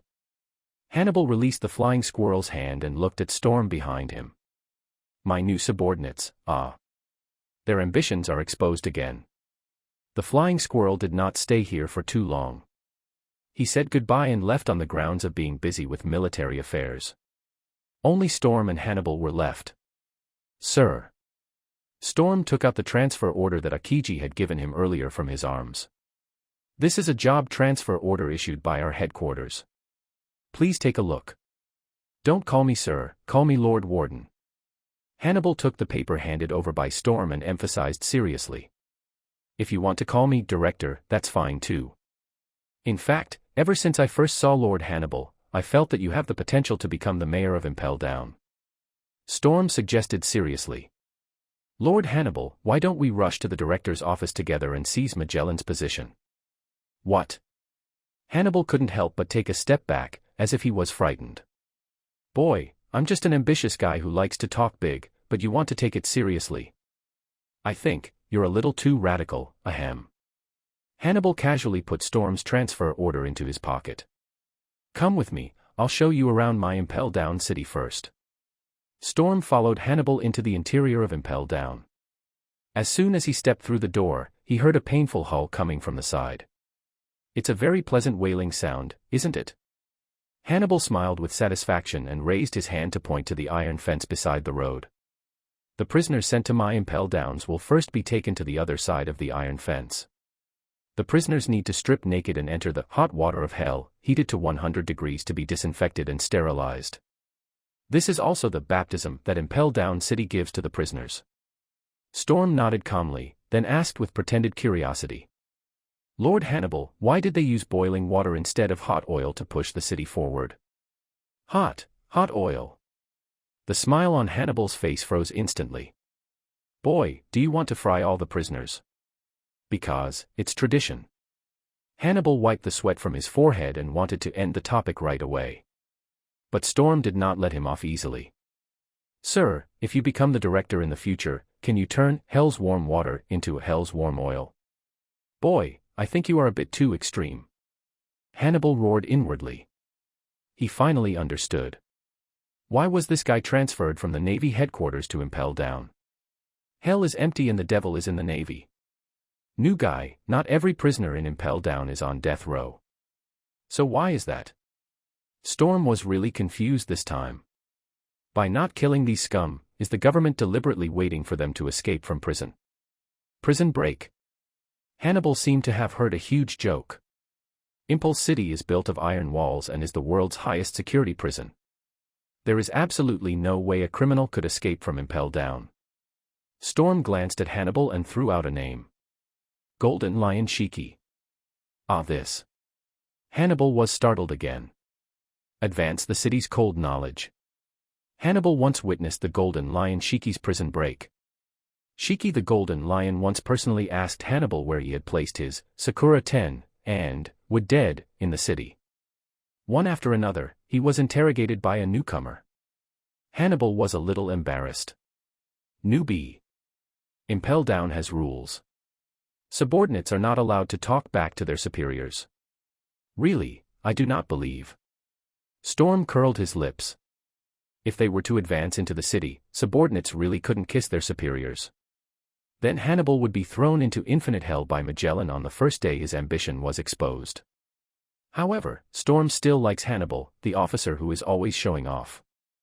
Seeing that Hannibal couldn't hold back his anger, he pinched his thumb and index finger and moved them across his mouth, meaning, "So your mouth shut."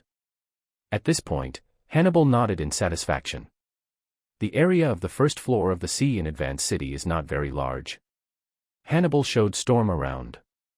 From the initial baptism room to the generator room, medical room, monitoring room, prison guard dormitory and so on. When passing by the jailer's cafeteria in Impel Down, Storm saw a large group of blue gorillas dragging huge pieces of meat towards the back of the kitchen. The leader of this group of blue gorillas is a lady wearing a pink leather jacket and has long wavy orange hair. "My little Sadie." Hannibal waved warmly. "Did the food supply work go smoothly today?" "Of course." Sadie's orange bangs covered her eyes, but her vision didn't seem to be affected. She easily spotted Storm next to Hannibal. Is this the new guy who's going to take over my job?" Gaps in speech. Little Sadie gave the long-handled pitchfork in her hand a slight twist. The prongs of the pitchfork immediately fell off, and a long, thin whip appeared in her hand. Snapped. Little Sadie flicked the whip, causing a loud crack. "New guy, what's your name?" "Vongala Storm." Storm walked forward and looked at Little Sadie. "Sir. Call me Little Sadie." It happened in a flash. Little Sadie swung the whip in her hand and hit Storm in the air. Her ability to wield a whip is much better than Peacock's. The black whip was made of an unknown material, and its surface was shiny with a black oily luster. If you look closely, you can see the sharp barbs on the whip. If you are hit by this whip, the consequences will be disastrous. But facing such an attack, Storm didn't even raise his eyelids. He clearly didn't make any movements, but layers of white ripples appeared on his body surface. Next moment, a white snake made of clay flew out from Storm's body and bit directly at the whip that was hitting him. Snapped. Little Suddy's whip hit the white snake's head accurately, and the soft clay exploded instantly. But the white snake did not die because of this. In contrast, after the explosion, the white snake turned directly into an airtight clay net, tightly wrapping the black whip inside. Storm controlled the clay as if it were a white chain, wrestling with Little Sadie. "Little Sadie. Vongala. Stop fighting." Hannibal on the side shouted nervously. "If the fight continues, the blue ape will lose control." Little Sadie was startled. She turned her head and saw the blue gorilla who was responsible for carrying food sprinting towards her. The blue gorilla, whose real name is Blue Gorilla. They are huge in size, incredibly strong, with strange skull-like patterns on their faces, and are known as sea fighters. The blue gorilla running over at this time had a very clear goal. Storm is fighting with Little Sadie. Roar! Roar! The blue gorilla held a huge double-sided axe and chopped at Storm with great courage. Storm's expression remained unchanged. He raised his right hand, and white clay flowed out continuously, instantly piling up into a small hill beside him. Then the clay hill began to wriggle. A huge white gorilla, whose height almost broke through the ceiling of Impel Down, broke out of the ground.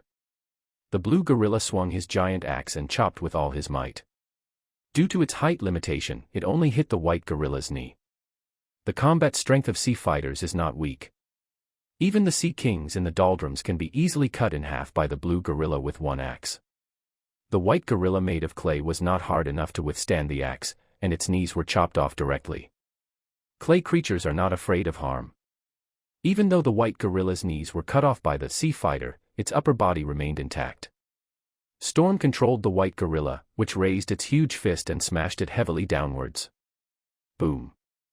The blue gorilla that had taken the initiative to attack just now was unable to avoid the attack and was hit directly on the head by the giant clay fist, accompanied by a loud bang. The blue gorilla was knocked to the ground and completely lost consciousness. Silver trophy, Brugly. Trophy star, 3 stars. A blue gorilla is a silver trophy. Storm looked at a group of blue gorillas rushing over from a distance. In his eyes, these were not blue water monkeys, but silver trophies. Storm seemed to be hearing hallucinations in his ears. The main quest has been triggered. Start dominating Impel Down from the blue water monkey. Stop. Stop it. Stop fighting. Hannibal forced his way in between Storm and little Sadie, trying to stop the fight between the two with his body.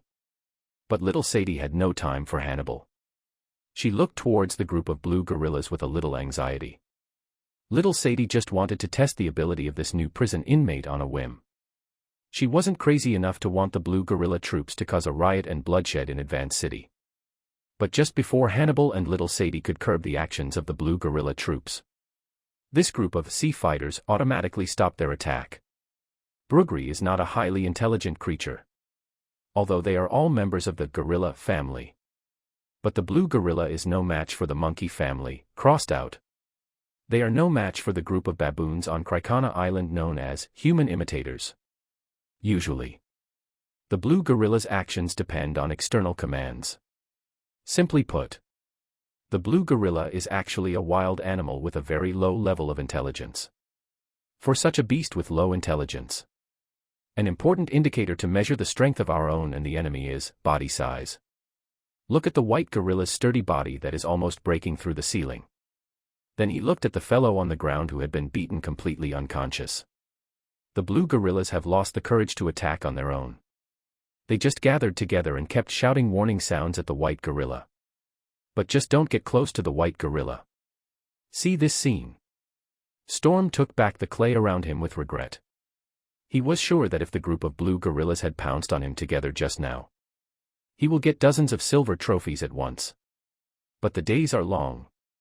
Storm was not in a hurry for the time being. Wait until the blue gorilla troops are successfully pacified by little Sadie. A sudden small-scale riot was completely stopped. Hannibal breathed a sigh of relief. What a risk, what a risk. Hannibal slapped his chest repeatedly and said with lingering fear, my Impel Down City is about to go haywire.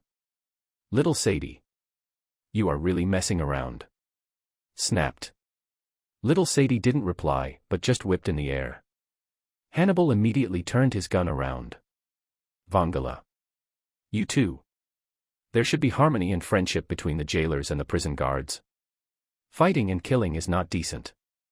Harmony and friendship. Storm glanced over at little Sadie. The woman was frantically whipping a blue gorilla, the same one that had just been knocked unconscious by a punch from the white gorilla.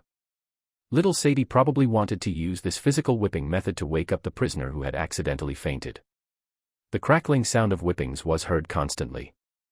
No matter how you look at it, this scene can't be called harmony and friendship, right? Unless all blue gorillas are masochists. Hannibal probably also realized the embarrassment. He nodded towards little Sadie and spoke in a low voice. Little Sadie came to Impel Down last year. She's only 17 years old this year and has a rather proud personality. If you don't mind, I can introduce my subordinate Domino to you. My Domino has a much gentler personality than little Sadie. Snapped. Little Sadie whipped the whip again in vain. Don't think I didn't hear you, Hannibal. Little Sadie took a step forward and walked over, her high heels making a tapping sound on the floor. Do you want to taste my red devil whip? Hannibal frowned when he saw something was wrong. He immediately retreated behind Storm and continued to speak stubbornly. You need to call me Lord Hannibal. Little Sadie. I'm the warden. Whispering sound. Little Sadie sneered, she didn't bother to pay attention to Hannibal. She looked at Storm with interest, holding up her chin with her right hand and licking the corner of her mouth with the tip of her pink tongue. Finally, there's a handsome guy in Impel Down. It's a shame we can't hear his screams. Thank you for the compliment. Storm looked little Sadie up and down, and he had to admit that the other party's outfit was indeed eye-catching. But it seems that you really like this kind of sadistic play. You can't say you like it. So you like it very much? Yes. I love it. Little Sadie showed a brilliant smile, exuding a wild and unrestrained aura. Vongala Storm. Want to come play with me? Hey, hey.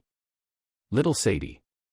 Without waiting for Storm to respond, Hannibal, who was hiding behind him, spoke first. Vongala is still just a newcomer, you can't lead him astray. Hannibal. Little Sadie glared at the warden impatiently. You are so unromantic. Then, without waiting for Hannibal to say anything more, she turned and left. After the other party walked away, Hannibal walked out from behind Storm and wiped the sweat from his forehead. What a dangerous woman. Is it dangerous? Storm watched little Sadie disappear into the dim corridor. The group of blue gorillas also disappeared with her. Storm was not very interested in little Sadie's invitation to play with him. But he was quite interested in little Sadie's big trophy. After the brief fight just now, Storm also had a basic estimate of little Sadie's strength. Rounding it off, it should be a silver trophy. Big trophy, who would complain about having too much? Hey! Vangala. Hannibal waved his hand in front of Storm's eyes. Don't look at it anymore. We will meet again in the evening. Impel Down finally welcomed a newcomer. Although this newcomer is from the naval system. But everyone still planned to hold a small welcome party for Storm. Hannibal relayed the news to Storm. There's one more thing. Hannibal scratched his head. Actually, you still need to complete a small test. Storm wondered. Test. The Navy is very impressed with your abilities, and the Admiral directly recommended you to become the chief jailer of the Red Lotus Hell. Hannibal explained. The jailers of Red Lotus Hell are mainly a group of blue gorillas. The test for you in Impel Down is to defeat a blue gorilla. This also makes it easier for you to manage them later. But now it seems that this test is completely meaningless. The white gorilla created by Storm knocked down the invincible blue gorilla in the Red Lotus Hell with one punch. What kind of test is this? Little Sadie mentioned it before. She said I was here to take over her job. Storm did not take this so-called test seriously, he was curious about something else. In that case, little Sadie was the chief jailer of the Red Lotus Hell. Now that I'm here, what job will she be responsible for? Little Sadie has been promoted. She will be in charge of the jailer beasts in the future. Hannibal pointed to the floor. That job is much more dangerous than being the chief jailer of the Red Lotus Hell. Jailer beast. When Storm heard this special name, several half-human, half-beast figures flashed through his mind. It is rumored. The several jailermons in Impel Down are all awakened versions of the animal-type devil fruit. To be precise, it is the awakening loser. Despite its funny and harmless appearance, the jailermen. But in reality they are all cold-blooded and heartless creatures. The failure to awaken the animal-type devil fruit caused all these losers to lose their original humanity. Throughout the entire city of Impel Down. If Magellan stood alone at the top of the pyramid of power, then the strength of these jailer beasts is at least in the second tier. Storm is very interested in jailermen. After all, even Blue Gorilla has a star rating of 3 stars. So how high will the star rating of jailermen be? 4 stars? 5 stars? Even 6 stars? Lord Hannibal? Storm asked excitedly. I don't mind taking the risk.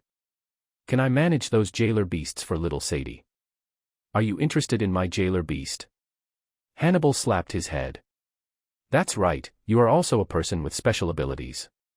But promoting job transfers within the city requires that bastard Magellan to arrange it himself. You have just arrived in Impel Down, so you should get familiar with the environment first. Storm nodded regretfully. After the little episode brought by little Sadie and the blue ape ended, Storm continued to visit Impel Down with Hannibal. However, their tour was limited to the first floor above sea level. Storm was unable to penetrate into the Red Lotus Hell below, or even into several other deeper hells. Promote the city's biggest feature, pirates. Storm didn't meet him today. He originally wanted to try the feel of a pirate.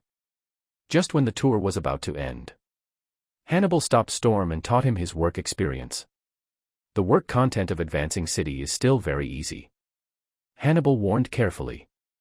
If there is a problem, the subordinates can solve 90% of the trouble, and Magellan can handle the remaining 10%. You are about to become the chief jailer of the Red Lotus Hell, and the Blue Gorilla will be your subordinate. With their help, no prisoner in Red Lotus Hell would dare to provoke you. Now I need to remind you of a few other things to note. Having said that, Hannibal paused and showed a rare serious expression. First of all, don't mess with the jailermons. Even if you're interested in them, they're no longer human. Secondly, don't rashly go deep into the lower level of hell. The prisoners in each level of prison have different levels of strength. And don't get close to Rain Shiryu. That guy is even more cold-blooded than the monsters of Infinite Hell. Finally, and most importantly, Hannibal finished his speech, took a deep breath, and spoke solemnly. Vongala Storm. You are the men I recognize. Absolutely, absolutely, absolutely do not be lured away by that venomous bastard Magellan. At night, there is a welcoming party. The workers of Advance City gathered together. From Director Magellan to ordinary prison guards, everyone gathered together to enjoy the feast. The protagonist of this welcome party is, of course, the soon-to-be appointed chief jailer of the Red Lotus Hell.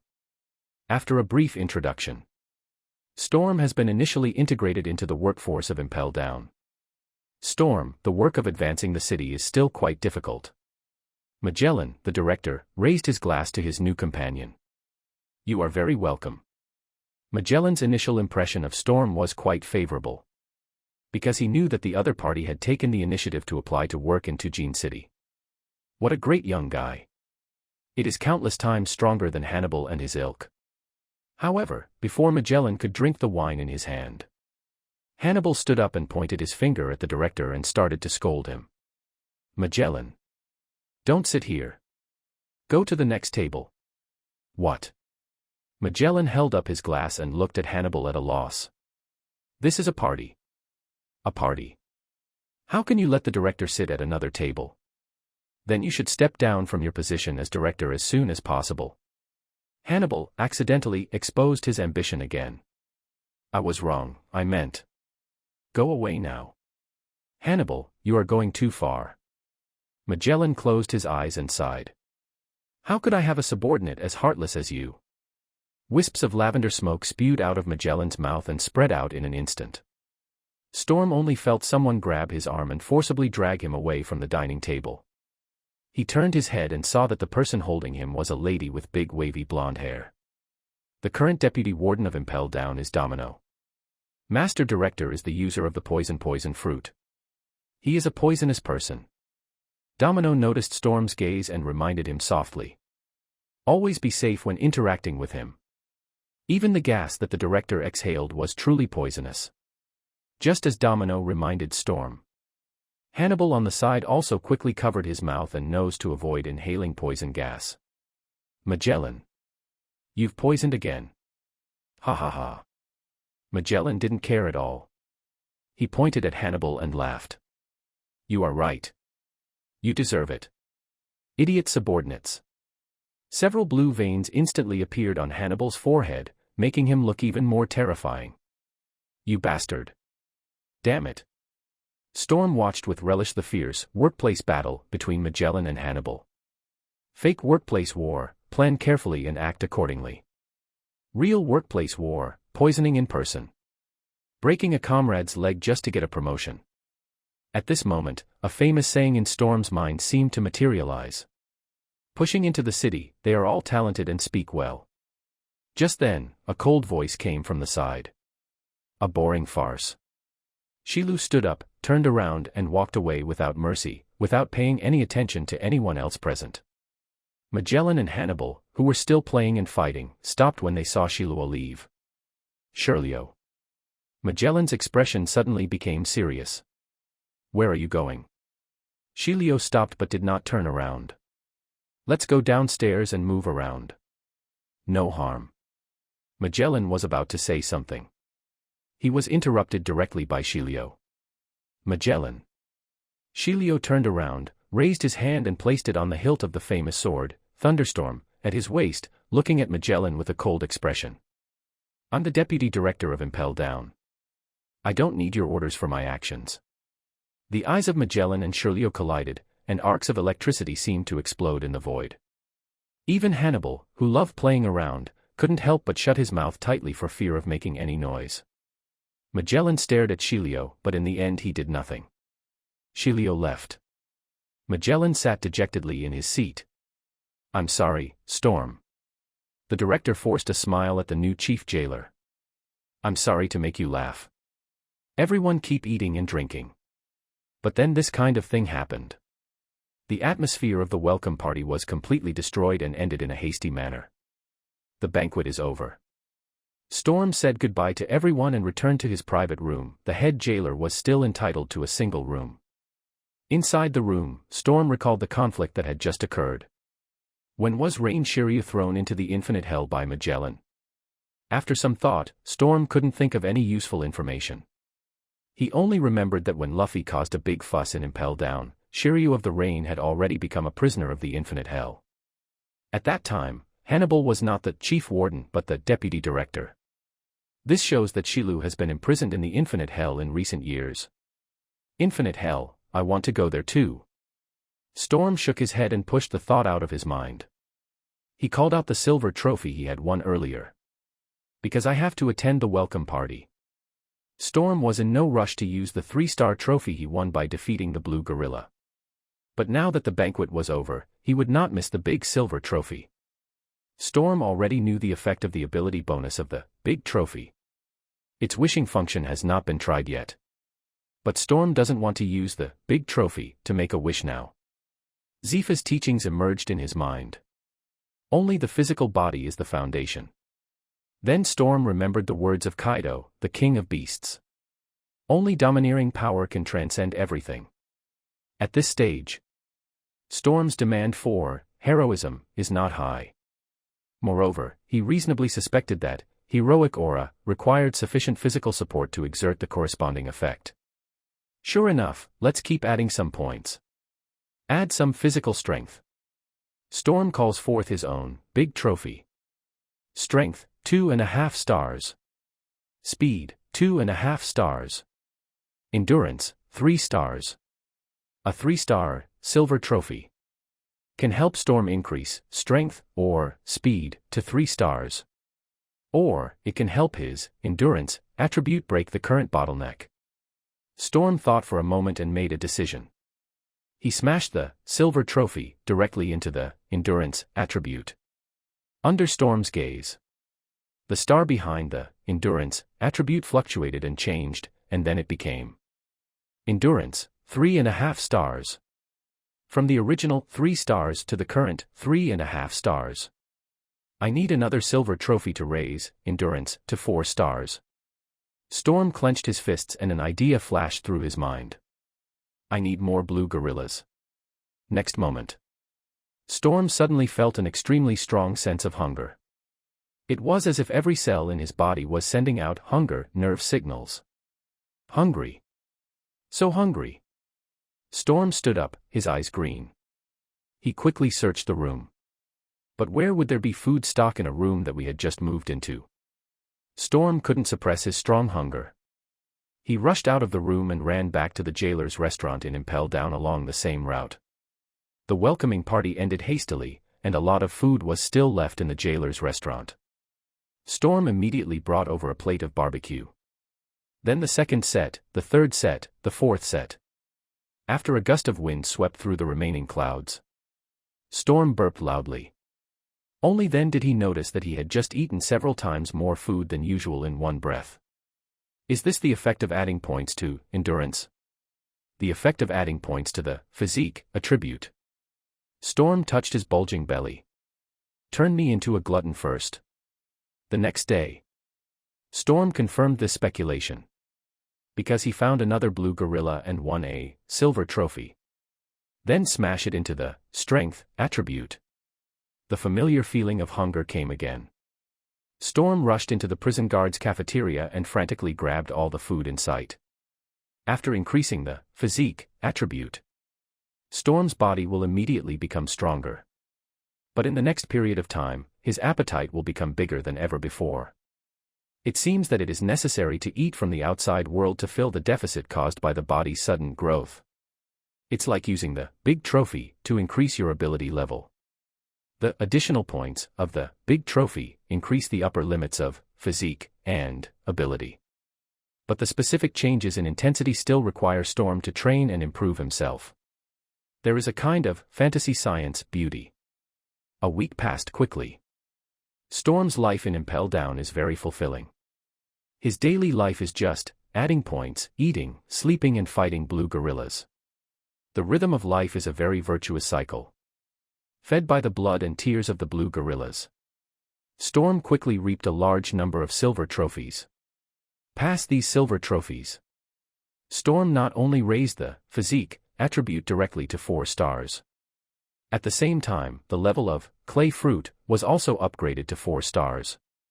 Without any exaggeration, Storm feels that he can beat 10 of his own form a week ago. This day, Storm was just about to continue summoning the blue gorilla troops for daily exercises.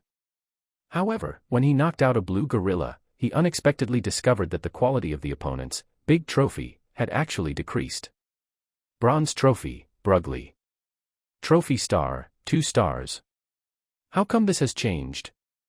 Storm was a little puzzled, and then found another blue gorilla. But the big trophy provided by this one is also only 2 star. Storm initiated communication with the real big trophy and received a response. Repeatedly taking the big trophy of an object in a short period of time will have the negative effect of quality drop. Only then did Storm realize the problem. Every member of the blue gorilla team was beaten up by him. Some have more than one meal. It's time to find a new source of big trophy. Obtain 2 new bronze trophies. Storm looked at his ability list and put the 2 trophies into iron block and paper drawing, respectively. The stars dotted behind these 2 abilities fluctuated for a while, and then turned into iron block, 3 stars. Paper drawing, 3 stars. I want the actual data of iron block and paper drawing to be on par. The best way is to practice and improve in actual combat. Storm turned his attention to the group of blue gorillas again. However, the group of blue gorillas now didn't dare to make eye contact with him. Some looked up at the sky, some looked down at the ground, some picked their fingers, and some combed their fur. The reactions of the blue gorillas were just like those of students in class who were afraid of being called by the teacher. Under Storm's gaze, a blue gorilla suddenly picked up the double-sided axe next to him. But instead of attacking, it uses the axe as a mirror. If the blue gorilla could speak, it might say at this moment, "Hey, this axe, it's a real axe." No doubt. This group of blue gorillas were all conquered by Storm. Even though Storm urged them to come to him. This group of blue gorillas seemed to be rooted to the ground, not moving at all. I remember someone told me before that the IQ of Brugly people is not very high. Storm was speechless. The blue gorilla was unwilling to be a sparring partner. Storm had no choice but to find someone to practice with. Clay clone. Storm's mind moved, and he released clumps of white clay, manipulating them to blend together. Less than a moment. A white clay doll appeared, identical to Storm except for the color. This is a clay clone, created using the 4-star clay fruit ability. Its basic qualities, whether it is strength or speed, are all 4-star.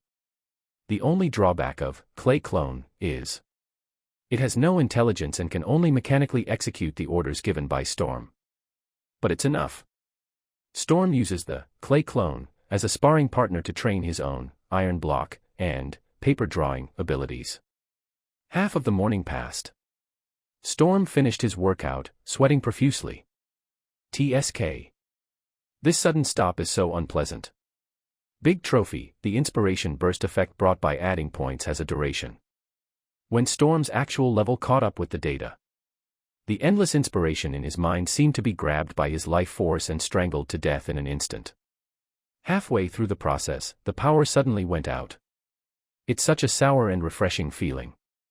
It's like when you're halfway through a sneeze, your mouth is wide open, your stomach is full of air, but in the end the sneeze doesn't come out.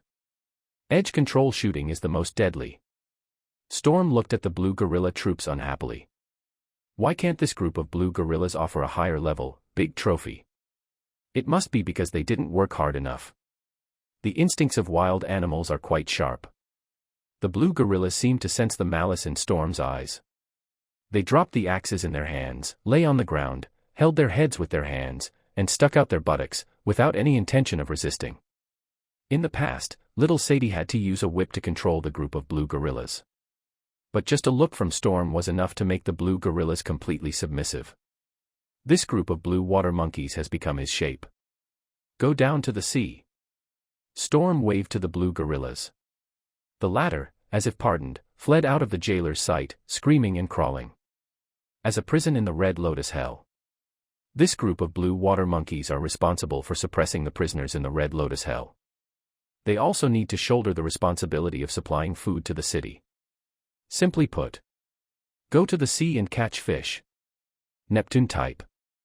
Storm put away his clay clone and fell into deep thought. He now needs to find a new source of big trophies. After some initial thinking, 2 directions were identified. One is the advanced city under your feet. One is the doldrums next to it. There are indeed a lot of pirates in Impel Down. But there are more and more Sea Kings in the calm zone. Storm has not yet fought against a Sea King. But since the blue gorilla can provide the silver trophy. Of course, Sea Kings are also acceptable. Let's go look for the pirates down there. They're closer. After thinking for a moment, Storm decided to temporarily give up the trophy harvesting route of Sea King. Come to think of it, there are quite a few powerful non-human creatures in Impel Down. Storm changed into the uniform of the chief jailer, donned the wine iron or saber, and hid the sea stone baton in his arms. What is an abstinence male god? Storm strode forward and walked towards the large elevator room on the first floor above sea level. Compared with the outside world, the technological level of Advanced City is quite good, and power tools are widely used. While Storm was waiting for the elevator door opened and a group of medical personnel rushed out carrying a stretcher. Storm looked carefully and found that the person on the stretcher was none other than Little Sadie, whom he hadn't seen for some time. What happened to Little Sadie? A weak response floated out from the stretcher. We were attacked by the jailer beast. I can still speak, so it's not a big problem. Storm shook his head, and the worry that had just been raised was instantly put down. Then he ignored Little Sadie and walked directly into the elevator and gave the order. Red Lotus Hell. The overall structure of the advanced city is somewhat similar to a pyramid. The further down you go, the larger the area and the wider the space. The overall area of the Red Lotus Hell is several times larger than the first layer on the sea. But what is somewhat different from Storm's impression is that the Red Lotus Hell is not entirely forest landscape. In the outer circle of the Red Lotus Hell are cells of varying sizes that are heavily guarded. There are both single deluxe rooms and multi-person mixed rooms. In the inner circle of the Red Lotus Hell is a blood-red forest full of sword trees and needle grass. Here, every time the prisoners move, they will be harmed and tortured from all directions. This forest is the real Red Lotus Hell. The prisoners held in the city are usually held on different floors according to the amount of their bounties. The bounty for prisoners in the Red Lotus Hell is generally less than 10 million Baileys. There are very few criminals for whom the reward is worth more than 10 million berries. Storm walked calmly in the prison corridor, holding the list of Red Lotus Hell prisoners that he had requested from the database upstairs. Thanks to the prison guard uniform he was wearing, almost no prisoners dared to challenge him. Most of the prisoners who try to provoke the jailers will be thrown into the blood-red forest to experience the real Red Lotus Hell. While patrolling the Red Lotus Hell, Storm had only one minor problem. A riot broke out in a mixed cell where the natives bullied the newcomers. This situation is difficult to avoid. It's not difficult to solve. Storm beat up all the prisoners in the cell. He didn't hit hard. An 8-person cell. In the end, only 8 bronze trophies were offered. After dealing with the riot, Storm left the quiet mixed cell and casually opened the prisoner list. In mixed cell number 4, the highest reward for a prisoner is 931 million Baileys, and the lowest is 364 million Baileys. Not a single reward is over million. All these prisoners offer is a 2-star bronze trophy. If we divide it by the reward amount, all trophies with bounties below 10 million are bronze trophies. Storm wanted to confirm this speculation. So he went to look for the prisoner with the highest bounty currently held in the Red Lotus Hell. The bounty of 1,200 million Baileys is already the ceiling for prisoners in the Red Lotus Hell. But this ceiling was as fragile as a membrane in front of Storm. Storm found an excuse. He doesn't like black and white clothes today. Then he simply dealt with the other person. The moment the prisoner with a bounty of 1,200 million berries lost consciousness and fell to the ground, a shining silver trophy popped up in front of Storm's eyes. Really? Storm finished his daily patrol and returned to the sea level. If it's below 10 million, it's bronze. If it's above 10 million, it's silver. This discovery led Storm to modify his previously formulated trophy hunting plan. He is now the chief jailer of Red Lotus Hell. However, there are very few pirates in Crimson Hell whose bounty exceeds 10 million Baileys. The Beast Hell on the second underground floor. The average bounty on the prisoners held there reached 1,500 million berries. Every prisoner is a silver trophy. Wrong. Storm suddenly reacted. The silver trophy is becoming less and less useful to me now. Storm's physique and clay fruit have both reached 4 stars. A 3-star silver trophy cannot improve a 4-star ability. What Storm needs is a higher level trophy. Gold trophy. Storm recalls information about Impel Down. The bounty for prisoners of the Red Lotus Hell is generally below 10 million Baileys. The average bounty for Beast Hell is over 15 million berries. The minimum bounty for prisoners in the 3rd level of Hunger Hell is 50 million berries. If I want to hunt for a higher level, big trophy, I need to at least go to the 3rd level of Hunger Hell. Storm identified the target instantly. But if the grand trophy that a pirate with a bounty of tens of millions can offer is only silver at best, then I will go to the 5th level of the extremely cold hell. The bounty for criminals imprisoned in the extreme cold hell is over 100 million berries. If it were placed in the paradise in the first half of the Grand Line, every criminal in the extreme cold hell is capable of becoming a supernova. Storm remembered the badly injured little Sadie he had just encountered in the elevator. He made a phone call directly to the 4th level of the burning hell. Director. I long for a more worthy opponent. I do not understand what you're saying. I want a promotion. Director, I heard that little Sadie was attacked by the jailerman. Gulu. I deeply regret this. Puff dash. But the prison order cannot stop running. I am willing to take on more dangerous tasks. Let me manage the jailer beasts. Crackling. The frequent noise attacks caused blue veins to appear on Storm's forehead. Director. Stop pulling. I'm scared. Slamlaw. Accompanied by a loud pumping sound. Magellan, with a faint smell of poison all over his body, walked out of the toilet. I'm so sorry, I have diarrhea and I've been through a tough battle. Magellan rubbed his stomach gently and said with regret on his face. It seems that the chicken soup I ate this morning gave me food poisoning. I remember when you were drinking chicken soup this morning, didn't you praise the soup for being not too salty or bland, and tastes great? The corners of Storm's mouth twitched a few times. Director, if you can't drink poison chicken soup, then don't drink it. Storm persuaded seriously. Being a picky eater is actually quite good. Ha ha ha, actually it's because I'm a picky eater. Magellan laughed and waved his hand nonchalantly. As a poison man, my favorite food is poison. Storm was speechless. If he poisoned Magellan, is this considered feeding or murder? Just listen to Magellan continue. Although I shouldn't say this, isn't there an idiom called fighting poison with poison? You have diarrhea because you can't fight poison with poison, right? Storm interrupted Magellan and couldn't help but complain. Why would a poisonous person also be poisoned? This sounds as ridiculous as a cobra being killed by its own venom. Storm, when did you become so vicious? Magellan looked at Storm with some surprise. Could it be that he was influenced by Hannibal, that sinister guy? Storm was about to answer, but then he reacted in time and forced the topic back on track. Director. I want a promotion. Sure enough, he was influenced by Hannibal, that ambitious guy. Magellan rubbed his stomach and sighed.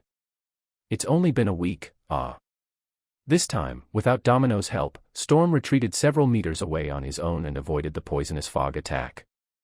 He didn't want to inhale the poisonous gas exhaled by Magellan. Ha ha. Magellan looked at Storm's alert expression and couldn't help but smile again. You're much smarter than Hannibal. Director, little Sadie. I know. Magellan nodded and fell into deep thought. Play is play, laugh is laugh. Magellan quickly regained his dignified demeanor as the director of Impel Down. He thought seriously about Storm's suggestion. This newcomer, who had only been in Pushing City for a week, did reveal a serious problem that the prison was currently facing. Not enough people. Impel Down, the 6 levels of hell, each level of hell holds a huge number of prisoners. Before being sent to Impel Down, these prisoners were already lawless and ruthless characters. With so many ruthless people gathered together, daily management is extremely difficult. In fact, with Magellan's strength, he can completely suppress the entire Impel Down city. Paradox-type poison fruit, in the special enclosed environment of Impel Down, the power of the fruit can be doubled. But the problem is that Magellan himself can't withstand the poison of the poison fruit. Magellan, age 41, lives in the burning hell on the 4th floor of Impel Down. I have to have diarrhea for 10 hours every day to avoid being poisoned by myself. Exclude meal and sleep times. Magellan worked for less than 4 hours a day. Because of this, Impel Down also needs other jailers to help share the commissioner's work. In the past, Shirley, who served as the deputy director, could effectively assist Magellan in managing Impel Down. Shiryu of the Rain is a man who is known as the Iron Wall of Impel Down together with Magellan. But in recent years, Shirley's behavior was becoming more and more excessive. Magellan saw Shirley killing prisoners indiscriminately more than once. There are countless death row prisoners in the city of Pushi. But this does not mean that Shirley, as a jailer, can deprive prisoners of their lives at will. Recently, Magellan and Hieronymus had more than one conflict. But Shirley still refused to change despite repeated advice. The director is busy suffering from diarrhea every day. The deputy director is busy killing people every day. The task of guarding the prison was basically shared among several other head jailers and a large number of prison guards. But at this critical juncture, little Sadie was attacked by the jailerman. It is not appropriate to call it an attack. According to Magellan's understanding, little Sadie was rebelled a little by the jailerman while managing the jailerman. Then he was seriously injured.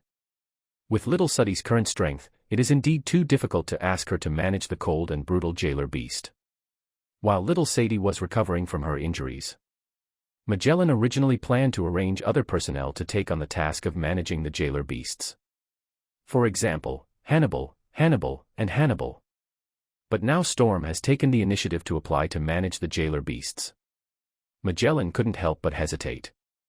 On the one hand, he doubted Storm's ability. Little Sadie was a young girl. But Storm is only 1 year older than little Sadie.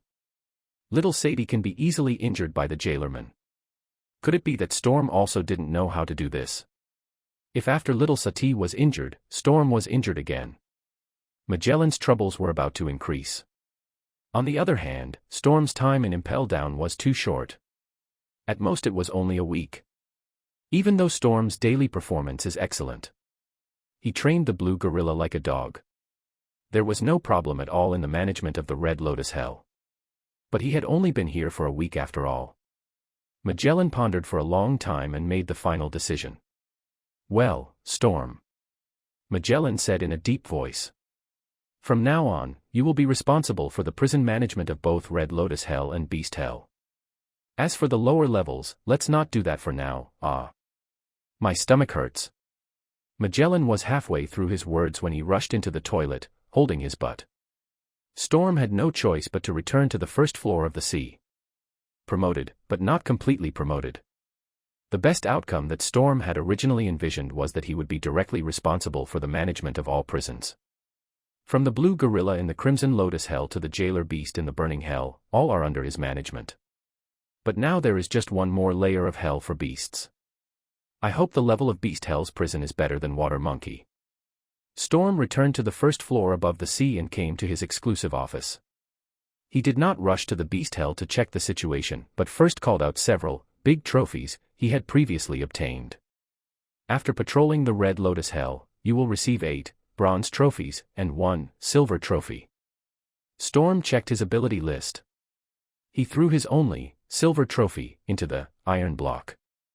The remaining 8 bronze trophies were invested in Moon Steps, Mist Kicks, Finger Gun, and Swordsmanship, respectively. This way, the star level of these abilities that Storm mastered became Iron Block, 3.5 stars. Moon Step, 3 stars. Lan Jiao, 3 stars.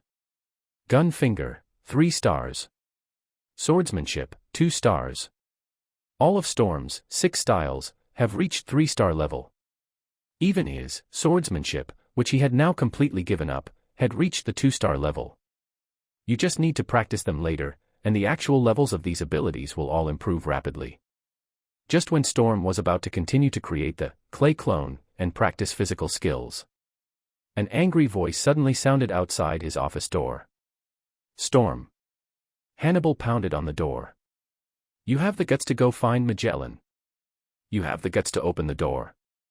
Storm swung his right hand, and his clay arm stretched out directly, pulling open the door of the office. Hannibal, who was about to break down the door, accidentally fell to the ground. The warden rolled into the chief jailer's office in a very round manner. Cough cough. The disheveled Hannibal quickly got up from the ground and tried to maintain his dignity as the warden. Storm. You actually went to join Magellan. What? Faced with the doubts, Storm was a little confused. What are you saying? My informant just told me. Hannibal rushed to the desk, put his hands on the surface, and glared at Storm angrily. You ran into Magellan's office and conspired with him for a long time. Are you planning to join forces with Magellan to overthrow my rule? There are too many flaws in Hannibal's words. Storm didn't know how to react for a moment. But it was good that he responded. Not speaking would only deepen the misunderstanding. Hannibal was furious. Angry again. Storm. You are the man I recognize.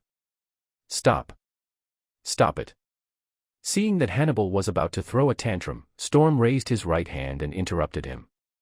I went to see the director because I wanted to get promoted. Promotion. Hannibal froze in place. Could it be that Magellan's time is numbered and he plans to leave the position of director to you? Damn it. I was here first. Listen, Master Warden. Storm swung his right hand, and the white clay turned into a chain, pulling Hannibal to his front.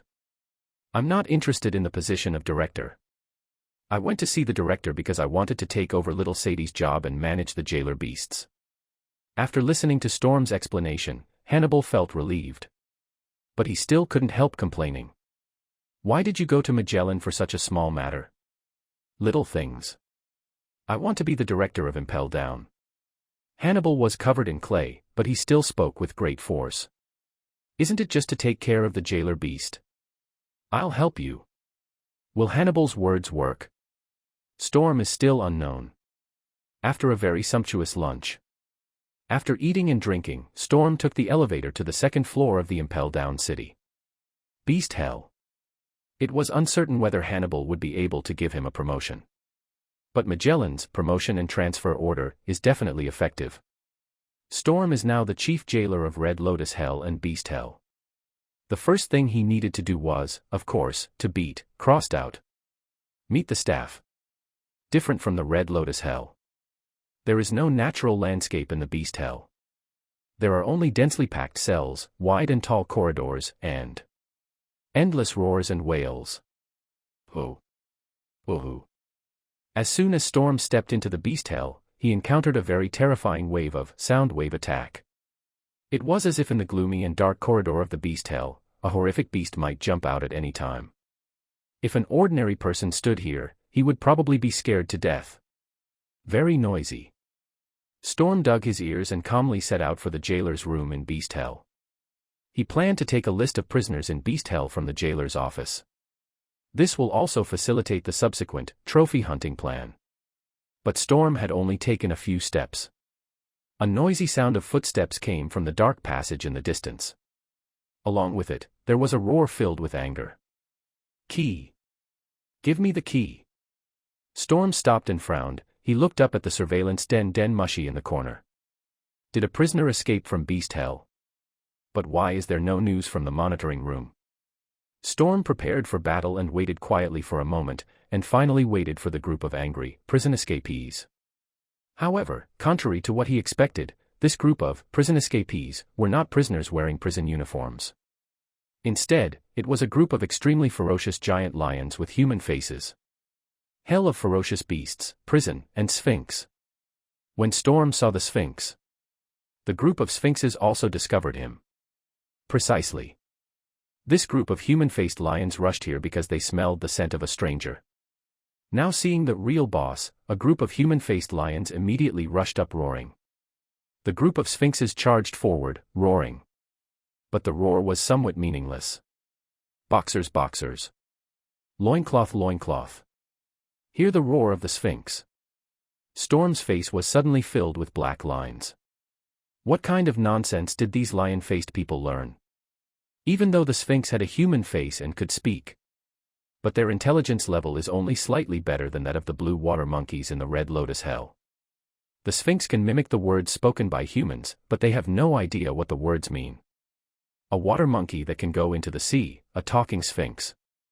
Storm stood still, gathering his strength, and his body exuded a hint of metallic black luster. What kind of monsters are these? Iron. Ha! The roaring sphinx quickly approached Storm. Storm could even see his own reflection in the pupils of these sphinxes. At this time, the fastest sphinx had already rushed in front of Storm. It suddenly straightened its upper body, raised its lion claws as big as a palm leaf fan, and slapped the human in front of it hard. Boom. The claws of the sphinx slammed heavily on Storm's body, causing a dull collision sound. It was as if its claws were not hitting human flesh and blood, but tempered steel. Click. Accompanied by a crisp and pleasant sound of bone cracking. The lion's claws of the leading sphinx suddenly twisted into an incredible reverse angle. Ow! The sphinx howled in agony. It didn't care about the human in front of it, and immediately lay on the ground, struggling and wailing. A sphinx fell. More sphinxes rushed forward. However, the sphinx is like a surging wave. Storm is like a solid rock. The waves surge and the tides rise and fall, but the reefs remain unmoved. Less than a moment. This group of sphinxes, which had been so aggressive just now, all fell to the floor of the aisle.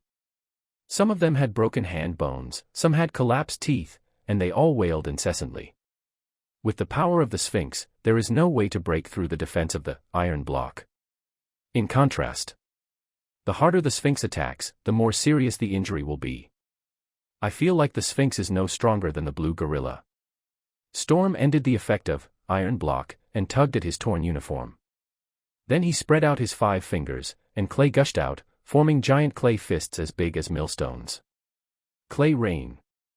Storm grabbed with his 5 fingers, and his giant clay fist landed on the head of each sphinx with incredible precision. Boom. Boom. Boom. The unique sound of hitting a watermelon continued to sound in the corridor of the beast hell. Every human-faced lion that took the initiative to attack was knocked unconscious by Storm on the spot. Silver trophy, Sphinx, 9. After subduing this group of human-faced sphinxes, Storm once again looked at the surveillance den Mushy in the corner. The jailer of beast hell, come out and take in stray cats. In the cell next to it. None of the prisoners who had witnessed the entire fight dared to speak at this moment. They didn't even dare to think about making any noise. In Storm's eyes, the sphinxes were a group of little wild cats that could be easily dealt with. But in the eyes of the prisoners in the beast hell, any sphinx is enough to threaten their lives. As Storm's back gradually disappeared into the dark passage, even the sound of his footsteps could no longer be heard. Only the prisoners in the beast hell dared to talk. How terrifying.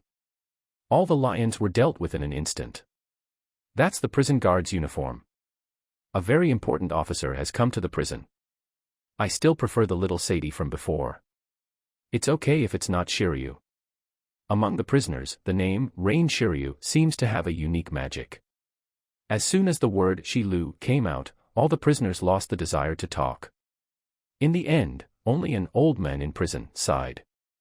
This is hell. The other side. Storm successfully obtained the list of prisoners in Beast Hell from the jailer's room.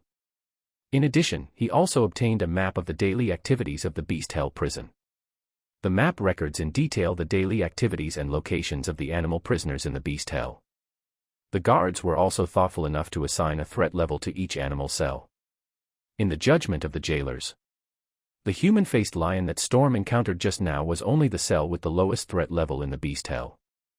In addition, there are also Scyther, Digging Rat, Big Mouth Hippo, Jigsaw Scorpion, and other beast prisons.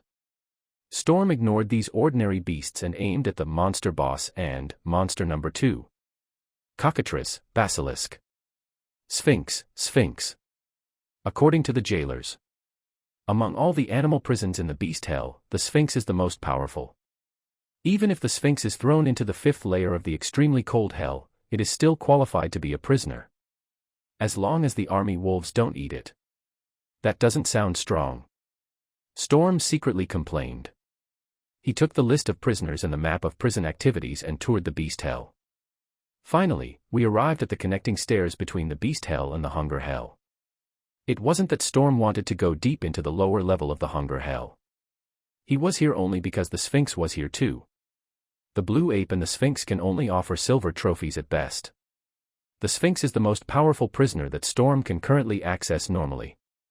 He wanted to see how powerful the Sphinx was. Stair. A very large creature was crawling on the stairs. It has a lion-like body and a pair of light brown wings growing on its back. Beast hell, prison, Sphinx.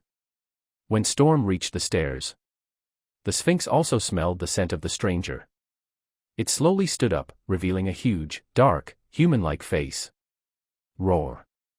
The Sphinx roared at the stranger. It raised its huge arms, which were as thick as several people hugging together, and slapped towards Storm. Moon step. Storm stepped heavily on the ground, and flew into the air like a bird, avoiding the attack. Boom. The Sphinx's claws slammed the ground, causing a deafening roar. The entire ground of the beast hell seemed to vibrate slightly because of this slap. What an amazing power. Storm nodded slightly. This slap can at least knock out a water monkey or a Sphinx. No wonder the Sphinx can become the monster boss of the beast hell.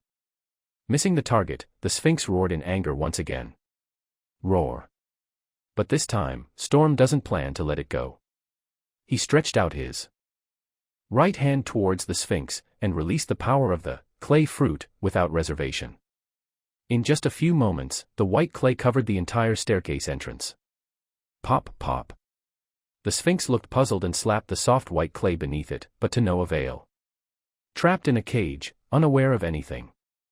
Storm's mind moved, and the white clay quickly split into 2 halves. Part of it formed a huge white net, restricting the Sphinx's ability to move. The other part formed into huge clay fists. Clay meteor fist. The overwhelming clay fists fell down like a super meteor shower, bombarding the immobile Sphinx.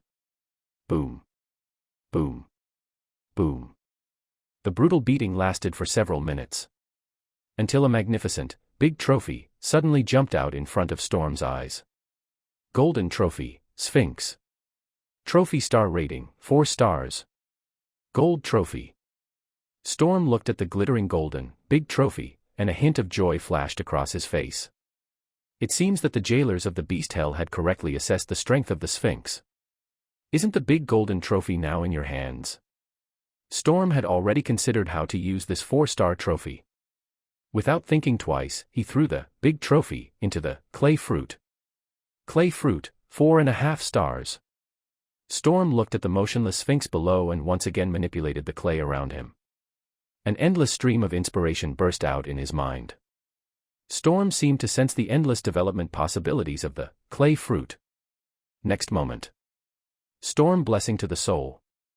He raised his right hand, and a ball of white clay emerged from his palm, instantly transforming into a lifelike little white dragon. The little white dragon flapped its wings hard, and its wide wings stirred up the surrounding air, turning it into a fierce and powerful updraft. Once, twice.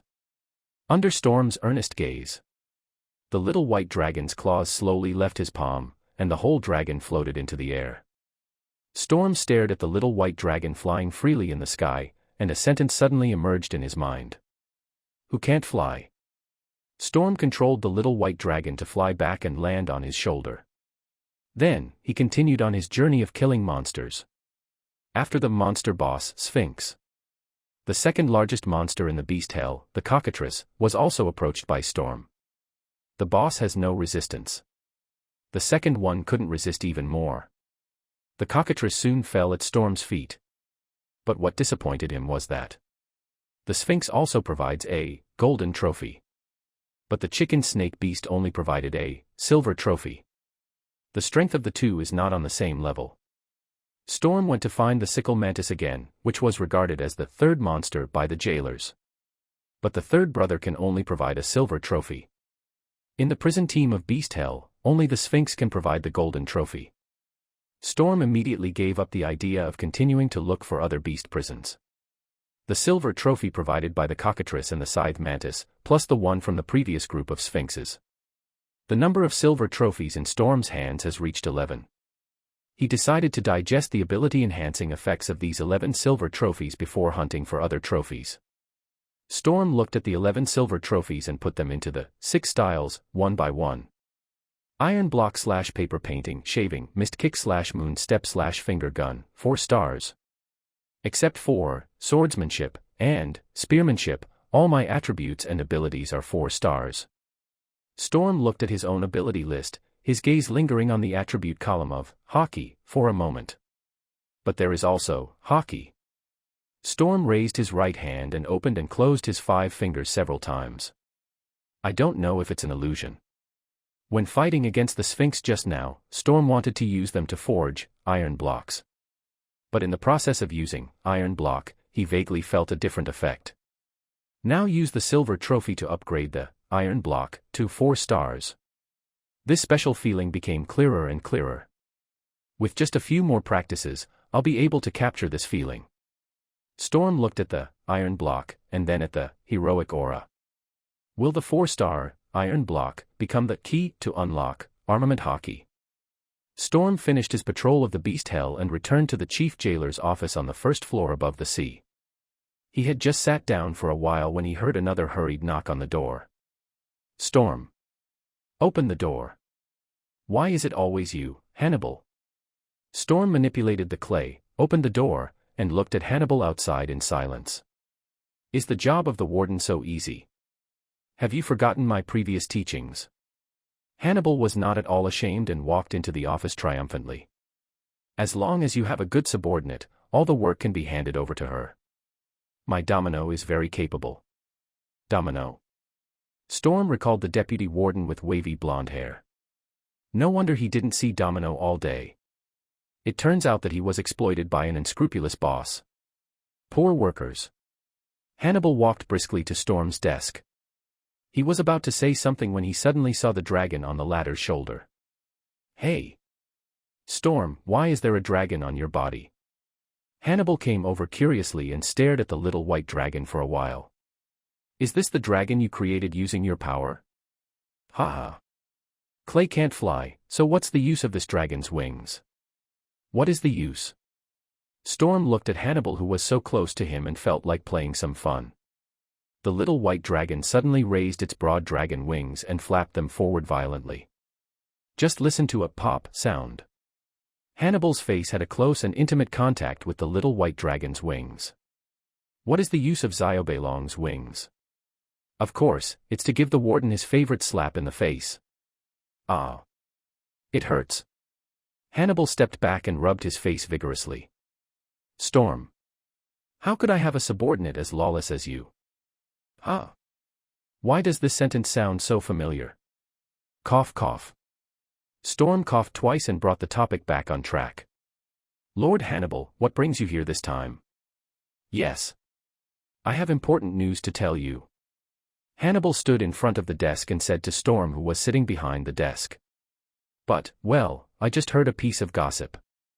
Storm, did you defeat the Sphinx in Beast Hell? How can you say defeat? Storm frowned and corrected seriously. I'm just managing my subordinates. Yes, management. Hannibal nodded in agreement, but he couldn't help but feel a mixed emotion flash through his mind. Pushing forward into the city, Director Magellan and Deputy Director Shirley are at the top of the list. Especially Magellan, his poison fruit is enough to suppress all disobedience. But except for the 2 directors, the strength of the other jailers can only be described as mediocre.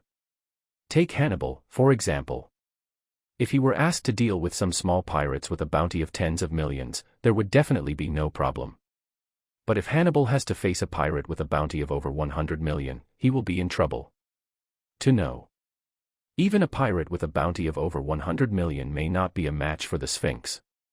In other words, Hannibal himself does not have the strength to deal with the Sphinx. But the Sphinx was easily dealt with by Storm. This new subordinate is much stronger than expected. Hannibal couldn't help but get excited when he thought of this. With Storm's help, I will soon be promoted and get a raise, and become the director of Impel Down. I will be on the peak of my life, right? Hannibal, feeling very pleased, immediately told everyone the good news he had brought. Storm. After my unremitting efforts, you have now been promoted. Promotion. Promotion again. Storm remembered something and his eyes lit up. Is it the jailer beast? Correct. Hannibal raised his chin proudly. I ordered Magellan to hand over the management of the prisons from the 1st to the 4th floors to you. That means you can now manage the jailermen. There must be a lot of water in Hannibal's words. But Storm was still pleasantly surprised by the news he brought. He never expected that Hannibal would actually help him gain management rights over the jailer beast. Thanks, Hannibal. Storm said sincerely. What's this? Hannibal's jaw was about to hit the ceiling. Just remember one thing. You are the men I recognize. If you run into any trouble in the future, just tell me. Don't go looking for Magellan again. Good. Storm was quick to respond. I'll come to you if I get into trouble next time. No problem. Hannibal patted his chest and boasted loudly. I want to be the director of Impel Down. At dusk. The news that Storm easily defeated the Sphinx has spread throughout the city. Most people are surprised by this. But there are also a few people who came to Storm for this reason. Dinner time in the prison cafeteria. The jailers of Impel Down gathered together. Except for little Suddy, who was still injured and had not recovered. Almost all the prison staff came here. Storm even saw Shiryu of Rain in the crowd, whom he hadn't seen for a long time. However, just as Storm looked at Shiryu, the great swordsman seemed to have noticed his gaze. Shilu walked over with big strides. The surrounding prison guards spontaneously left a passage for the deputy directors. Even a guy as thick-skinned as Hannibal could sense that something was wrong with Shiryu. Shiryu. You. Get lost. Hannibal. Okay. Hannibal said nothing, but took a few steps back and let Storm protect him. Storm glanced sideways at Hannibal. Mr. Warden, didn't we agree before that we would come to you if there was any trouble? What are you doing? Are you the new guy everyone is talking about? Shilu held a cigar in his mouth, his right hand resting on the hilt of the famous sword, Thunderstorm, and a pair of sharp eyes were revealed under the brim of his black hat. It looks so weak. The moment the words fell, Yuji Shilu suddenly drew his sword. Storm's eyes narrowed instantly, and the little white dragon on his shoulder took off and crashed straight into Rain Shiryu. Laugh.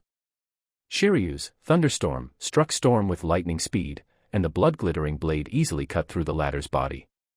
Boom. Storm's little white dragon also hit Rain Shiryu's head, directly knocking the black military cap off the opponent's head. What a fast sword.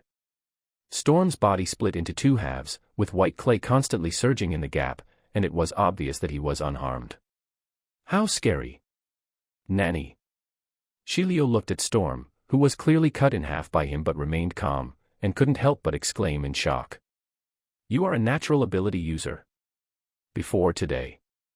Shiryu had no intention of paying attention to Storm, the new chief jailer who had applied to come to Impel Down.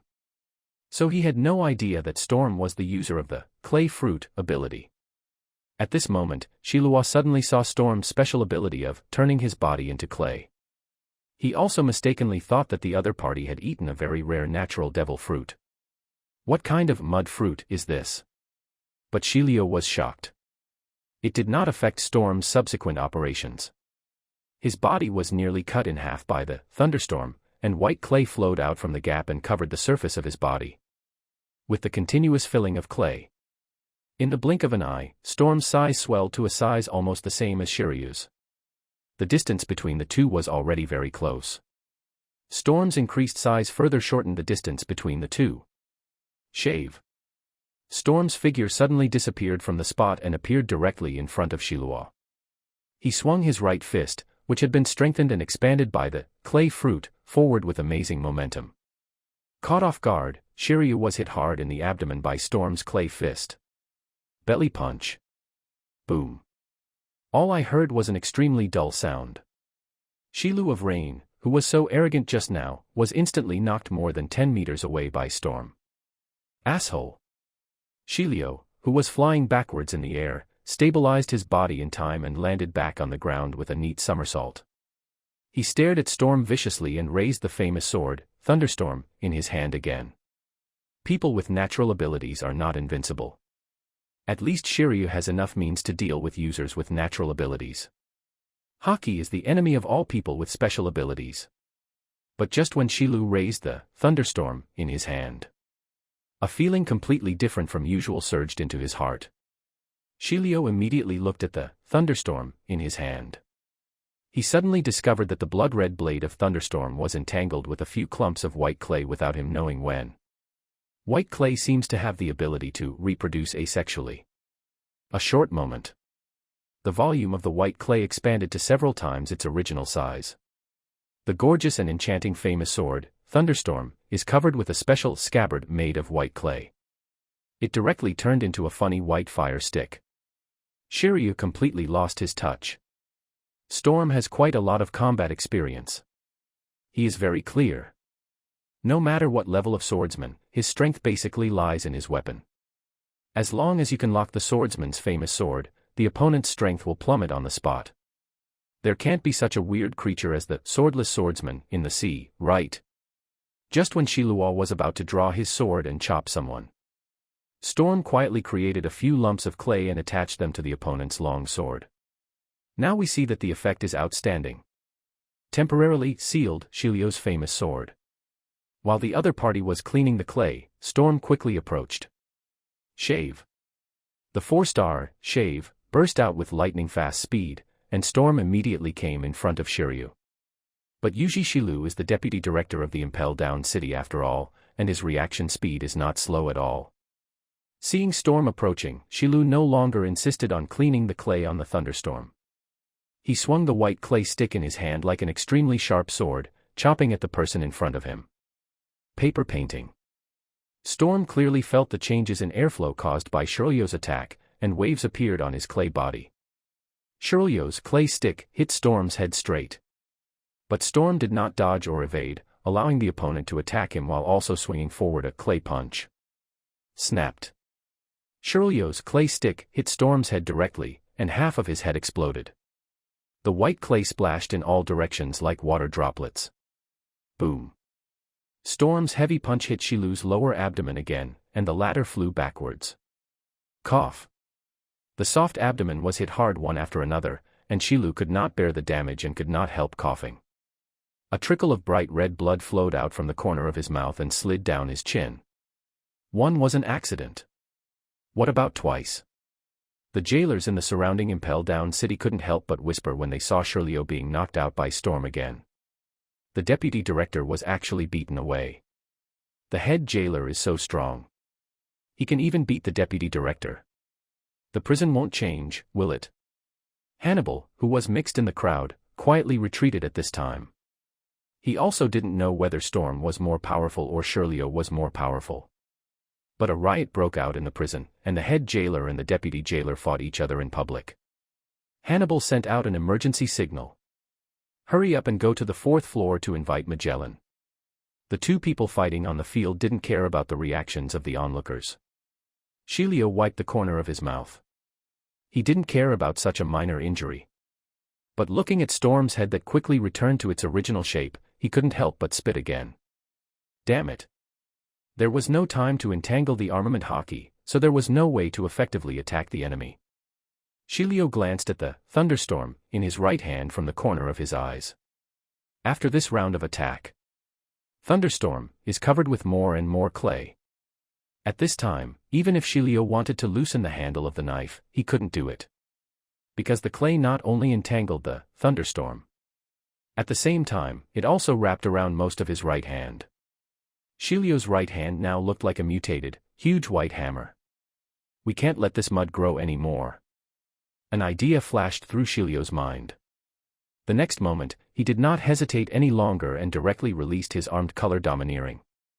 The dark domineering aura surged out from Shiryu's body, wrapping around his entire right arm from the inside out. Along with the famous sword, Thunderstorm, and the clay scabbard on the outside, all were wrapped in Shiryu's armament color.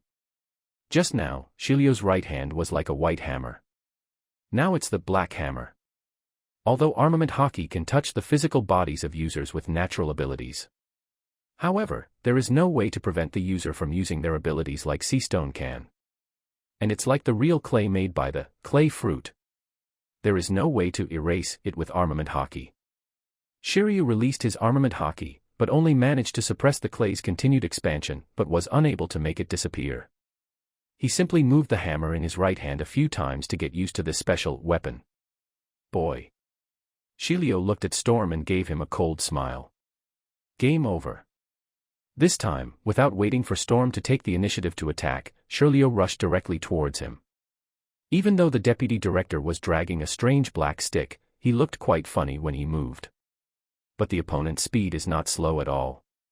Seeing that Shiryu used the armament haki, Storm had no intention of despising him.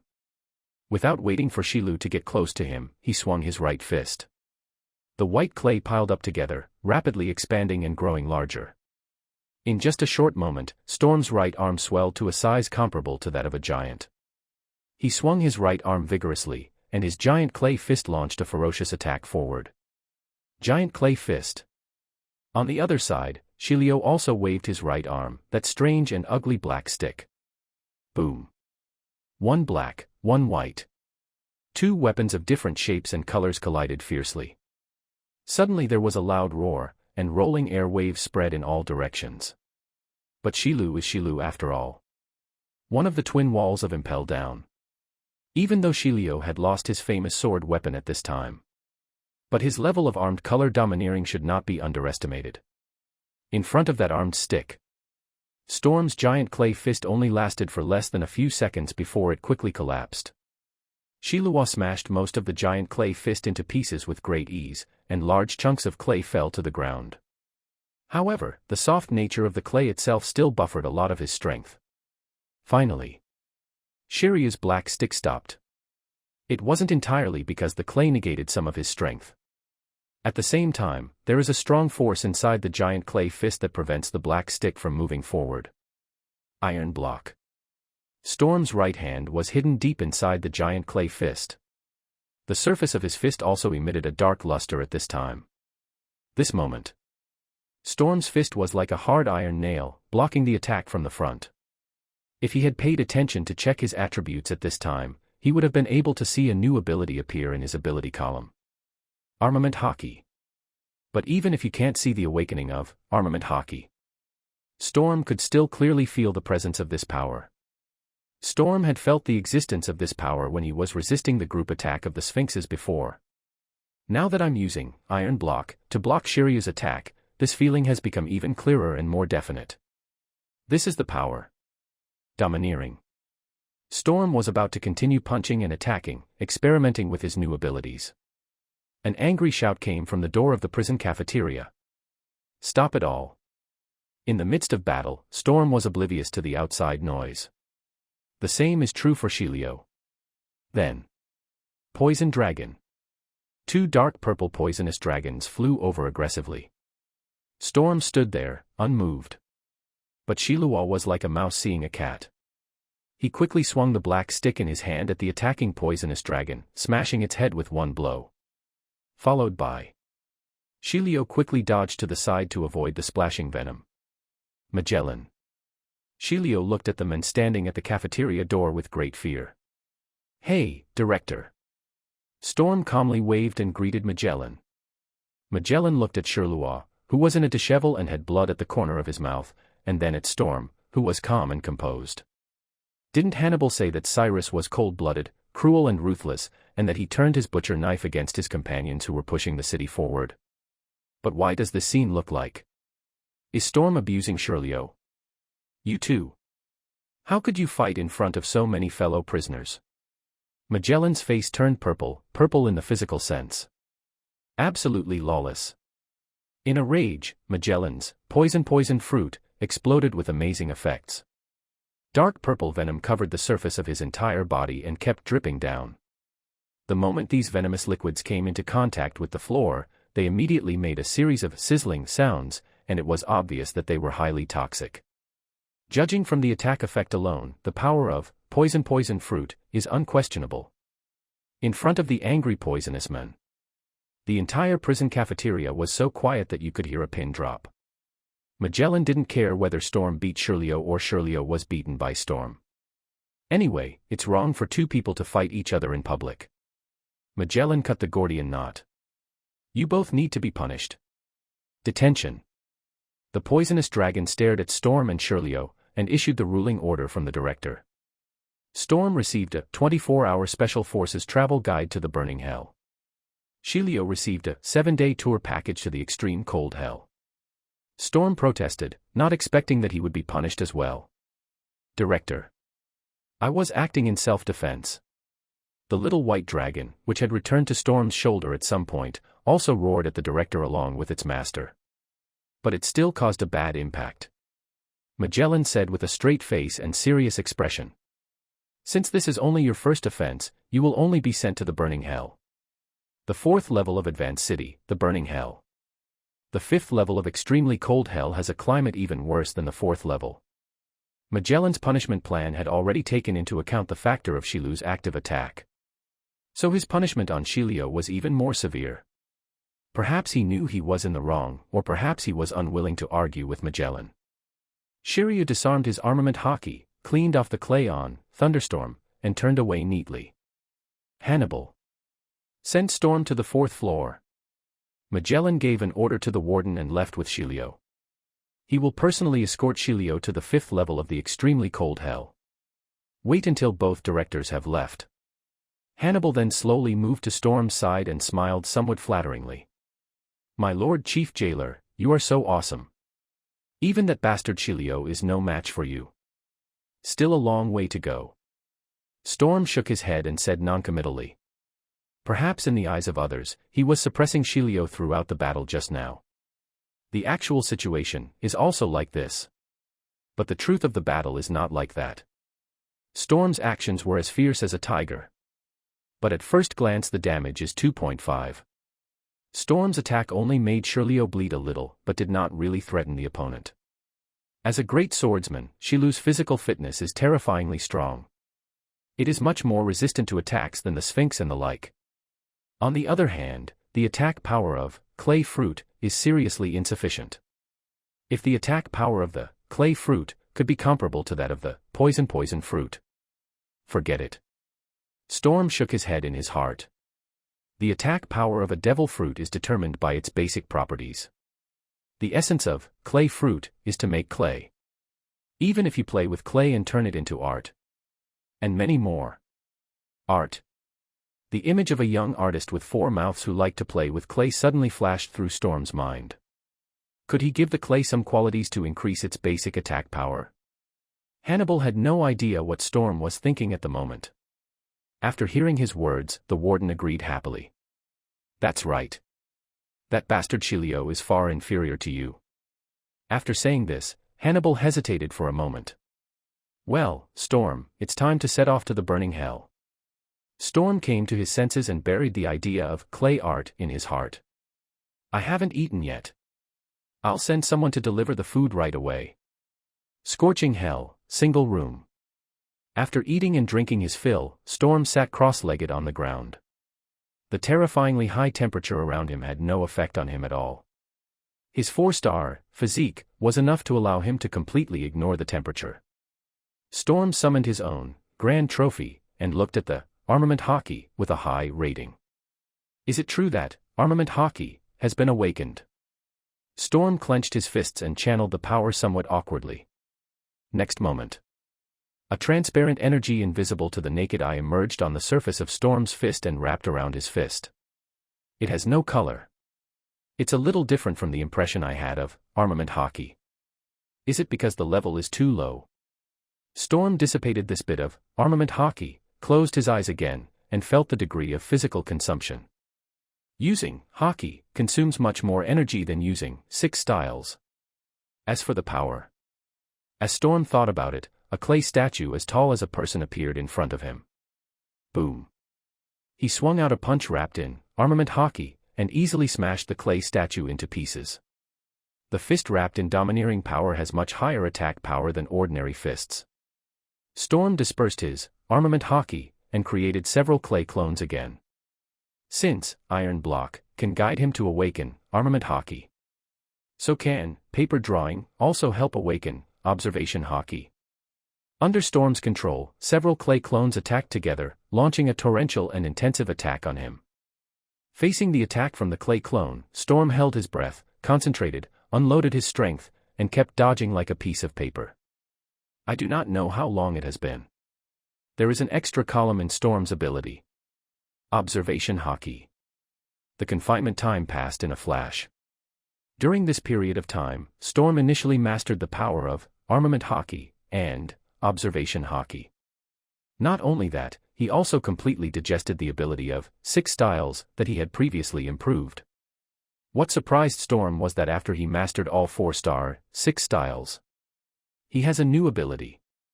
Life Return. 6 styles is a physical technique that exceeds the physical limits of ordinary humans.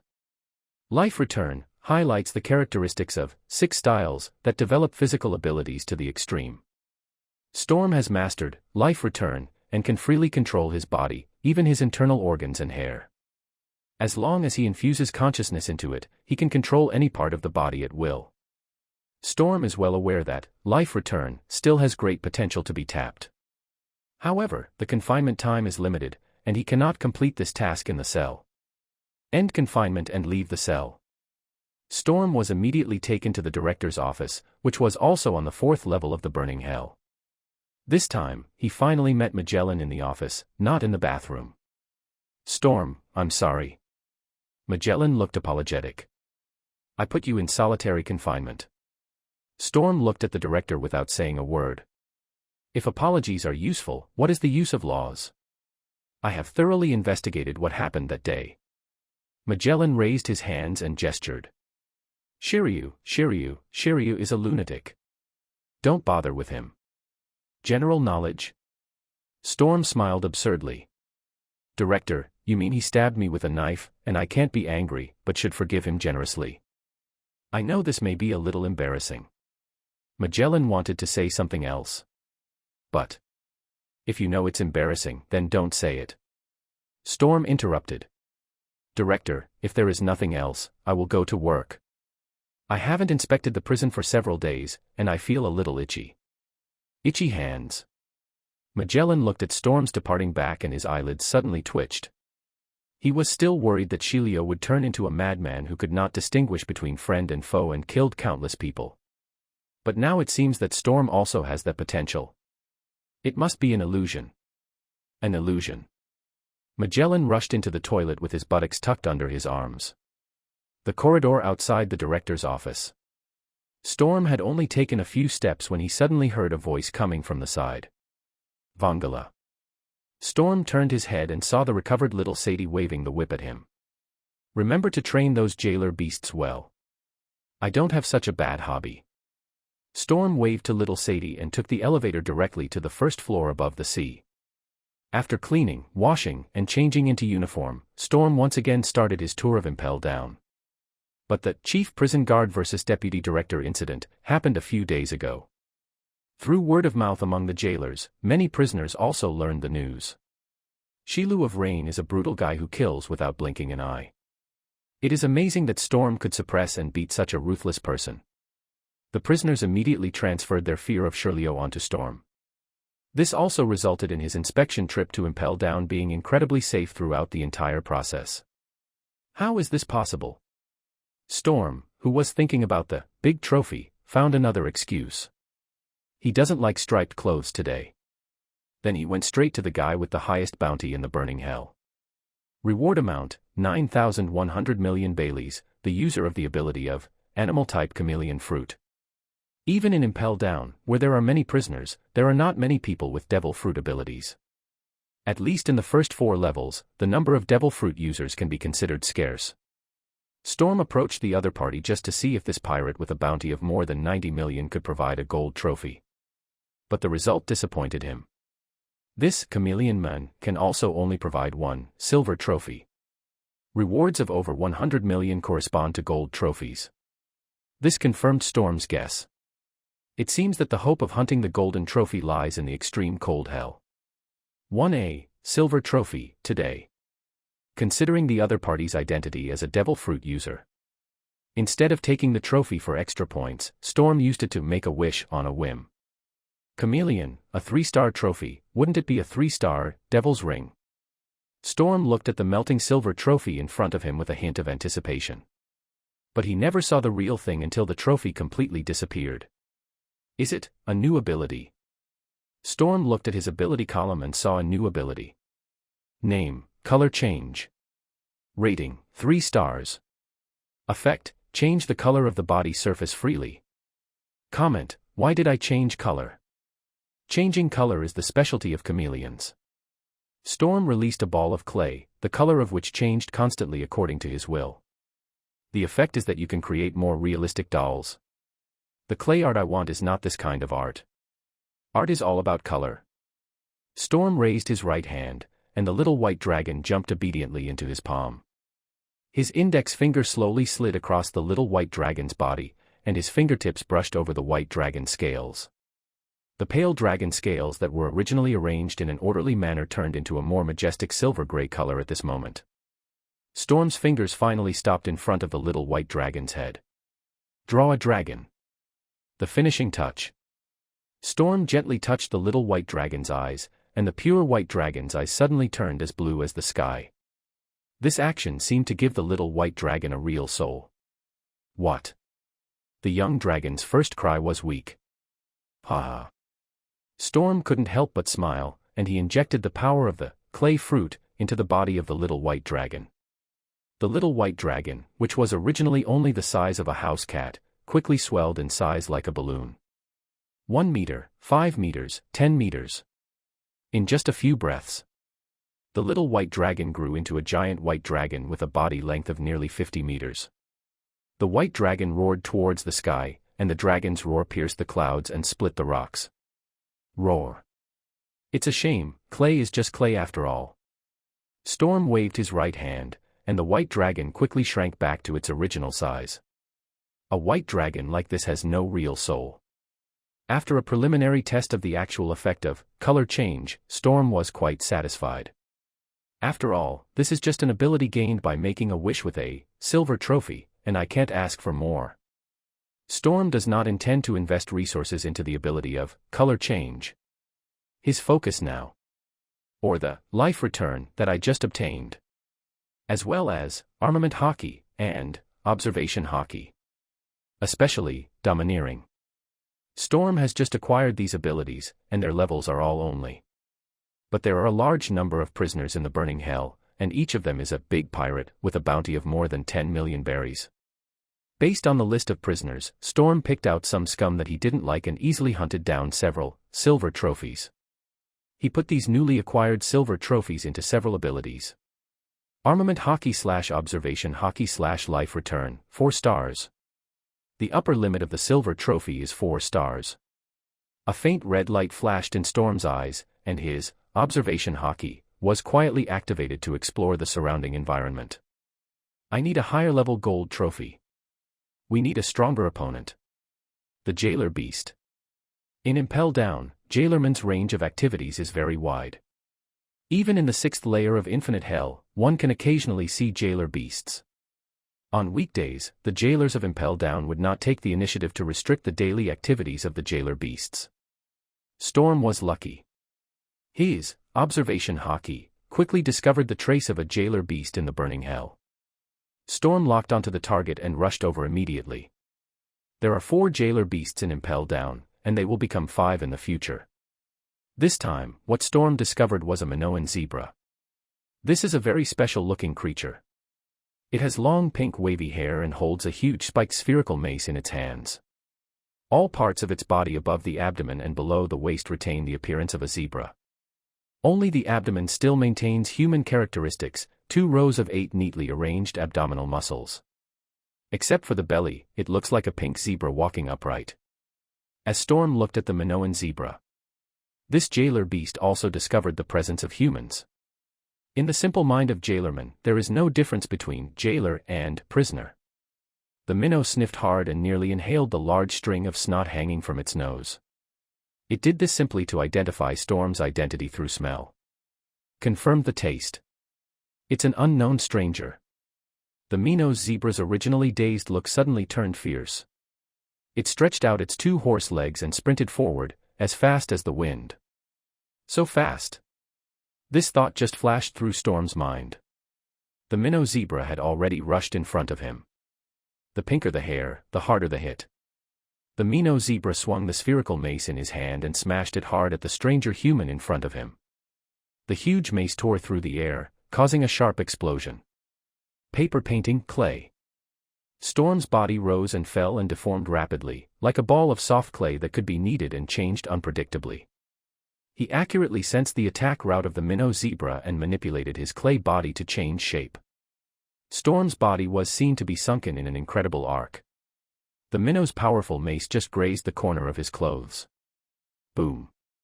Failing to hit the enemy, the minnow zebra's weapon hit the ground directly.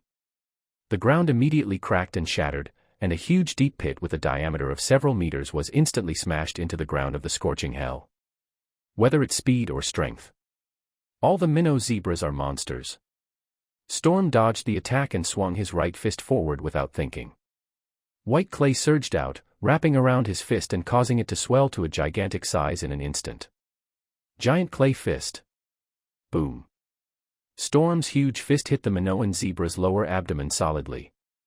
The powerful force directly knocked the minnow zebra several meters away.